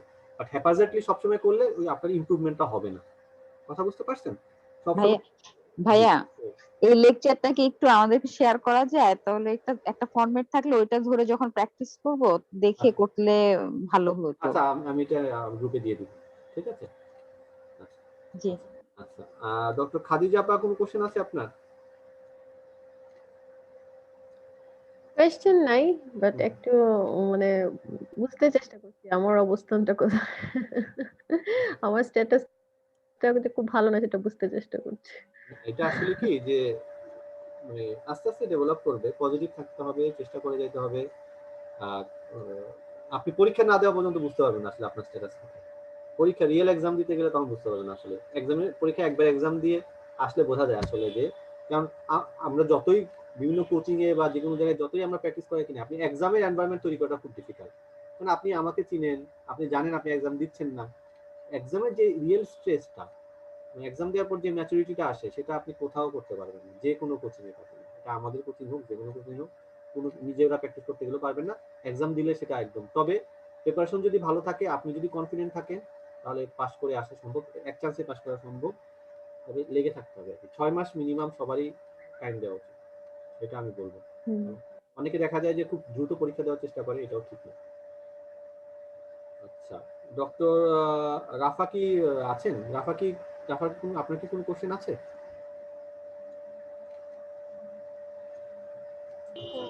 না ভাইয়া, নট সো ফার।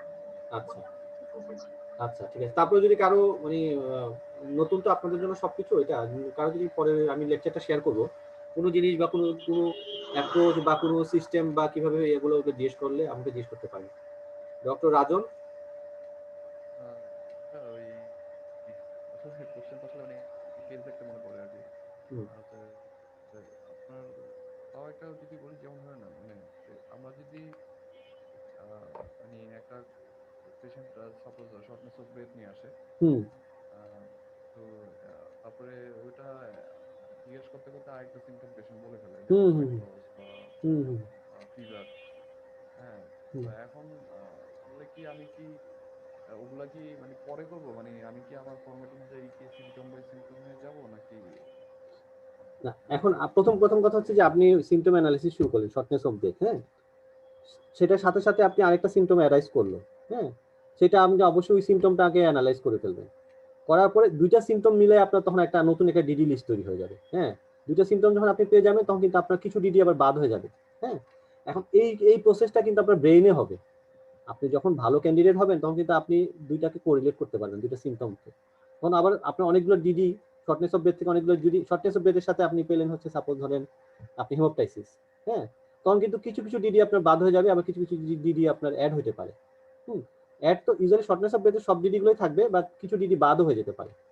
অথবা শর্টনেস অফ ব্রেথের সাথে আপনি পেলেন অথবা আপনি সে আছে কাফ। হ্যাঁ, সাপোজ কাফ। কাফ আপনি বাইরে থেকে তো আপনি জানেন না এটা কি ড্রাই কাফ নাকি প্রোডাক্টিভ কাফ। আপনার যদি ভিতরে যাওয়ার পর আপনি যদি শুনেন যে দিস ইজ প্রোডাক্টিভ কাফ, দেন আপনার ড্রাই কাফের কিছু ডিডি বাদ হয়ে যাবে। প্রোডাক্টিভ কাফ তখন আপনার আবার ডমিনেন্ট হবে। নতুন সিমটম পেলে ওই সিমটমটা সাথে সাথে অ্যানালাইসিস করে ফেলবেন, ওয়েট করার দরকার নেই। ঠিক আছে, নাহলে পরে আর এটা জিজ্ঞেস করা হয়নি। প্রত্যেকটা সিমটমকে একটু অল্প অল্প করে অ্যানালাইসিস করুন। মানে আমি যেটা, যেমন এটা যদি হিস্ট্রি টেকিং না হয়, সাপোজ এটা হুম, যদি স্টেশন 5 বা ইয়ে আচ্ছা। হয়, তাহলে সেই ক্ষেত্রে যেমন মানে তাহলে তো আমাকে ডিটেলস মানে একদম ওডি টিপে ওইভাবে না খাতা করে নেওয়া দরকার নেই মানে। না আমি কি কি পয়েন্টগুলো আপ করে নিতেই তো হলো না। হ্যাঁ, যেমন আছে আমি একটা উদাহরণ দেই স্টেশন 5 এর। স্টেশন 5 আর 2 কিন্তু এক না, কারণ 2 তে আপনি পুরাটা সময় 14 মিনিট সময় পাবেন হচ্ছে শুধু হিস্ট্রি নেওয়ার জন্য, ফিডব্যাক দেওয়ার জন্য।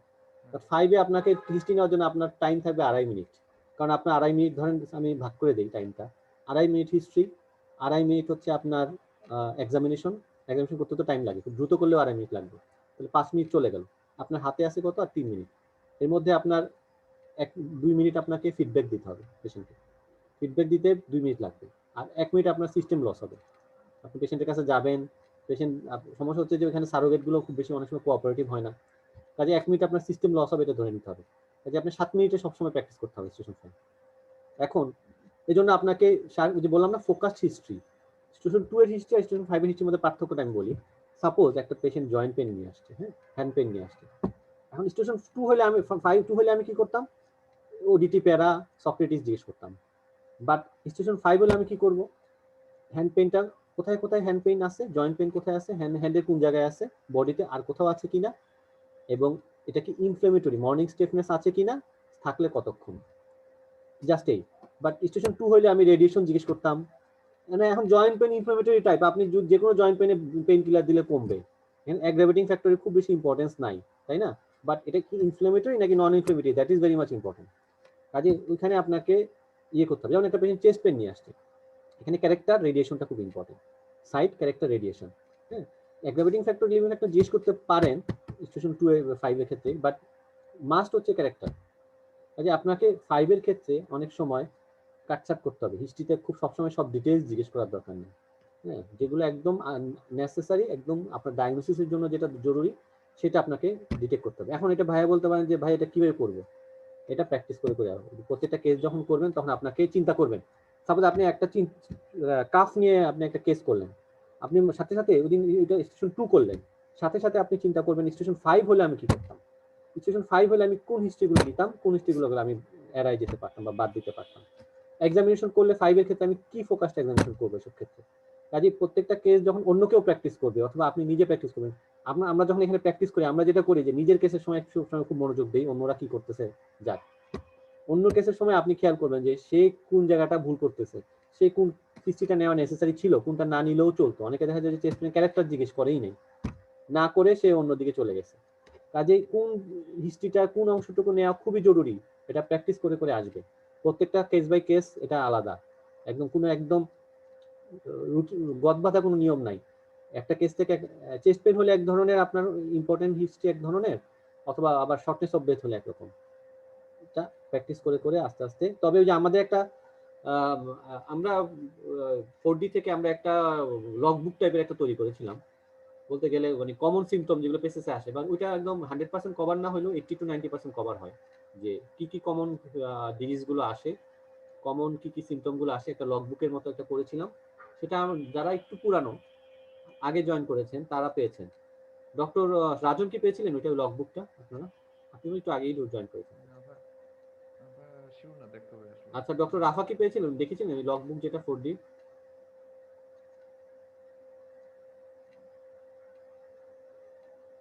তাহলে ওই আপনারা তো মোটামুটি কয়েকজন নতুনই আছেন, তো নতুন যারা আছেন তাদেরকে আমি ওই তাদের জন্য আজকে লেকচারটা দিব, আজকে সাথে হচ্ছে ওই লগবুকটা দিব। লগবুকটা একটু দেখবেন যে কমন কি কি কেস আসে, কি কি কমন সিমটম গুলো আমাদেরকে শিখতে হবে, হ্যাঁ, এগুলো আস্তে আস্তে আমরা তো প্র্যাকটিস করাবোই আমাদের কোচিং এর সাথে সাথে, বাট নিজেরা যদি পারেন না আগে থাকবেন, দরকার হলে নিজেরা প্র্যাকটিস করবেন ওই সিমটম ধরে ধরে, যে এই সিমটমটা আমি ডিডি মনে করতে পারি কিনা, এই সিমটমটা দেখে আমি এই সাইনটা দেখে আমি ডায়াগনোসিস ডিডি মনে করতে পারি কিনা, বাইলেটারাল লেগ সুইলিং এর ডিডি কি কি আমি আমার কাছে আমার ডিডি লিস্টে কি কি আছে, এভাবে একটা ডিডি খাতা বানাবেন সবাই। এটা হচ্ছে আপাতত রিকোয়েস্ট। আর কারো কোনো কোশ্চেন না থাকলে আমি আজকে ওরিয়েন্টেশন ক্লাসটা শেষ করব। আমি একটা জিনিস জিজ্ঞেস করতে যাচ্ছিলাম। জি ভাইয়া, শিওর। স্টেশন 4 স্টেশন 2 তে যদি এনডিআই পরীক্ষা হয় তাহলে পেশেন্ট ডিলিংস এর সময় তো ভাষাগত সমস্যা হতে পারে, ল্যাঙ্গুয়েজ, তো সেক্ষেত্রে কি ট্রান্সলেটর থাকে, সেক্ষেত্রে টাইম কিভাবে ম্যানেজমেন্ট করা যায়, বা ওখানে কিভাবে হয় অ্যাকচুয়ালি এক্সাম? আচ্ছা, স্টেশন কিসে বলছেন? স্টেশন 4? স্টেশন 2 এন্ড 4 এর ক্ষেত্রে তো আমাদের টকিং স্টেশনের দুটা পেশেন্টের সাথে। আচ্ছা, ইউজুয়ালি হ্যালো হ্যাঁ হ্যাঁ বুঝতে পারছি। ইউজুয়ালি স্টেশন 2 এবং 4 এর সমস্যা হয় না, হ্যাঁ খুব বেশি হয় না। কারণ হচ্ছে ওই স্টেশন 2 এন্ড 4 কিন্তু মোটামুটি অনেক টাইম পাওয়া যায়। আপনি যদি বুঝতে নাও পারেন কভার আপ করা যায়, হ্যাঁ। এবং ইন্ডিয়ানরা ইংলিশে একেবারে খারাপ না, হ্যাঁ বোঝা যায় ওদের ইংলিশ আমাদের মতোই বোঝা যায়। বরঞ্চ আপনি যদি ইউকে তে যান, সেখানে যে পেশেন্ট যেটা থাকে, হ্যাঁ, পেশেন্ট কি ইংলিশেই কথা বলবে? না 2 তে তো কোনো পেশেন্ট থাকে না, সারোগেট থাকে আসলে, হ্যাঁ সাজায় নিয়ে আসে মেডিকেল আচ্ছা। স্টুডেন্ট অথবা নার্স, হ্যাঁ ওরা ভালো ইংলিশ বলতে পারে, একেবারে Okay. খারাপ বলতে পারে না। সমস্যা যেটা হয় সেটা হচ্ছে স্টেশন 5 এ টাইম কম থাকে তো, আর ওদেরকে একটা নির্দিষ্ট হিস্ট্রি দেওয়া থাকে। এখন আপনি যদি একটু উল্টাপাল্টা কোশ্চেন করেন, সে খালি বারবার এদিকে তাকাবে ওদিকে তাকাবে, এক্সামিনারের দিকে তাকাবে, তখন কিন্তু ও কনফিউজড হয়ে যায়, ও ইয়েস বলবে নাকি নো বলবে। ওখানে টাইম ওয়েস্টিং হয়, ওখানে অনেক সময় ও মিসগাইড করে, অনেক সময় মিসগাইড করে ডায়াগনোসিস উল্টা দিকে নিয়ে যায়, হ্যাঁ সমস্যা হয় অনেক সময়। স্টেশন 5 এ অনেকে এটা সাফার করে এবং এই কারণে অনেকে ফেল করে আসে। দেখা যায় খুব ভালো ক্যান্ডিডেট, বাট ওই সময় ওদের ম্যানেজমেন্টটা খারাপ হওয়ার কারণে। তবে অনেক ক্ষেত্রে ওরা এই এক্সামিনাররা তো এটা দেখে, কনসিডার করে যে সারোগেট যে মেসাকার করে ফেলতেছে সেটা ওরা বুঝে অনেক সময়। অনেক সময় ওরা চেষ্টা করে যে আপনাকে গাইড করে নিয়ে যেতে, বাট ওই এক্সাম স্ট্রেসে অনেক সময় ঝামেলা হয় স্টেশন 5 এ। বাট ইউকে তে সমস্যা হয় অনেক সময়, বিশেষ করে স্কটল্যান্ডে পরীক্ষা দিলে অনেক সময় ভাষাগত জিনিসটা একটু আমাদের বুঝতে, ওদের ওদের ওদের অ্যাকসেন্ট গুলো বোঝা একটু ডিফিকাল্ট হয়ে যায় অনেক সময়। আদারওয়াইজ ইন্ডিয়াতে 2 আর 4 এর বেশি সমস্যা হয় না। ইন্ডিয়ান ইংলিশ যারা ইংলিশটা খারাপ না, বোঝা আমরা আমাদের মতোই বলতে গেলে অনেকটা। সাউথের ইয়াটা একটু অ্যাকসেন্টটা একটু হাস্যকর। সাউথে আরেকটা বড় সমস্যা হচ্ছে মাথা নাড়ানো, হ্যাঁ ওরা যখন স্টেশন 5 এ সারোগেট দাঁড়ায়, ওদের মাথা নাড়ানো কিন্তু ইয়েস নো কিন্তু অন্যরকম, হ্যাঁ সেটা ওরা যখন মাথাটা নাড়ায় নোটাকে ইয়েস, ওদের নো মানে হচ্ছে ইয়েস, অনেক সময় ওরা মাথা নাড়া নাড়া কথা বলে। কাজে ওই জিনিসগুলো একটু যারা সাউথে পরীক্ষা দিবেন, বিশেষ করে চেন্নাই সেন্টারে, ওইটা একটু বোঝার ইয়ে করবেন আর কি। 5 এ একটু সমস্যা হয় ভাষাগত দিক থেকে, আদারওয়াইজ এমনিতে সমস্যা হয় না ইন্ডিয়াতে। ভাষাগত সমস্যাটা হয় ইউকেতে বেশি। আচ্ছা অনেক সময় শুনেছি যে এরকম কলকাতায় বা দিল্লিতে এইসব জায়গাতে ক্যান্ডিডেট হলে ওরা অনেক সময় হিন্দিতেও কথা বলে, হ্যাঁ সেক্ষেত্রে হ্যাঁ বলে, অনেক সময় অনেক ক্যান্ডিডেটকে এরকম বলছে যে কলকাতায় যে আপনি চাইলে বাংলায় ইনস্ট্রাকশন দিতে পারেন, বিশেষ করে ইয়েতে 1-3 তে শর্ট কেসে। শর্ট কেসে যেমন ইংলিশে বলে, শর্ট কেসে যেটা হয় যে আপনি ইংলিশে বলতে থাকবেন, আবার নার্স পাশে না দাঁড়ানো নার্স ওকে আবার কি হিন্দিতে বলে দিবে। অনেক সময় বাঙালি দেখলে ওরা যদি বুঝতে পারে যে আপনি বাঙালি কলকাতায়, ওরা বলে যে আপনি তুমি চাইলেও বাংলায় বলতে পারো, হ্যাঁ। তো ওইটা ওইটা অনেক সময় এলাও করে, কিন্তু আপনি আসলে ওইটার জন্য ওয়েট করে তার লাভ নাই, আপনাকে ইংলিশে মুখস্থ করে রাখতে হবে ইনস্ট্রাকশনগুলো। আপনি তো কলকাতায় পড়বেন তার তো নিশ্চয়তা নেই, না নিশ্চয়। এই জন্য। আচ্ছা ঠিক আছে, ধন্যবাদ। ওকে, সবাইকে ধন্যবাদ, অনেক মনোযোগ দিয়ে ছিলেন আর কি, মনোযোগ দিয়েছেন কিনা জানি না, তবে ছিলেন অনেকক্ষণ, সেই জন্য ধন্যবাদ। আচ্ছা আমি ওই লেকচারটা শেয়ার করবো, সাথে ওই লগবুকটা শেয়ার করে দেবেন। আর কালকে তো আমাদের এমনিতেই রেগুলার ক্লাস, কালকে দেখাবো ইনশাআল্লাহ। ওকে ঠিক আছে, থ্যাংক ইউ। আসসালামু আলাইকুম।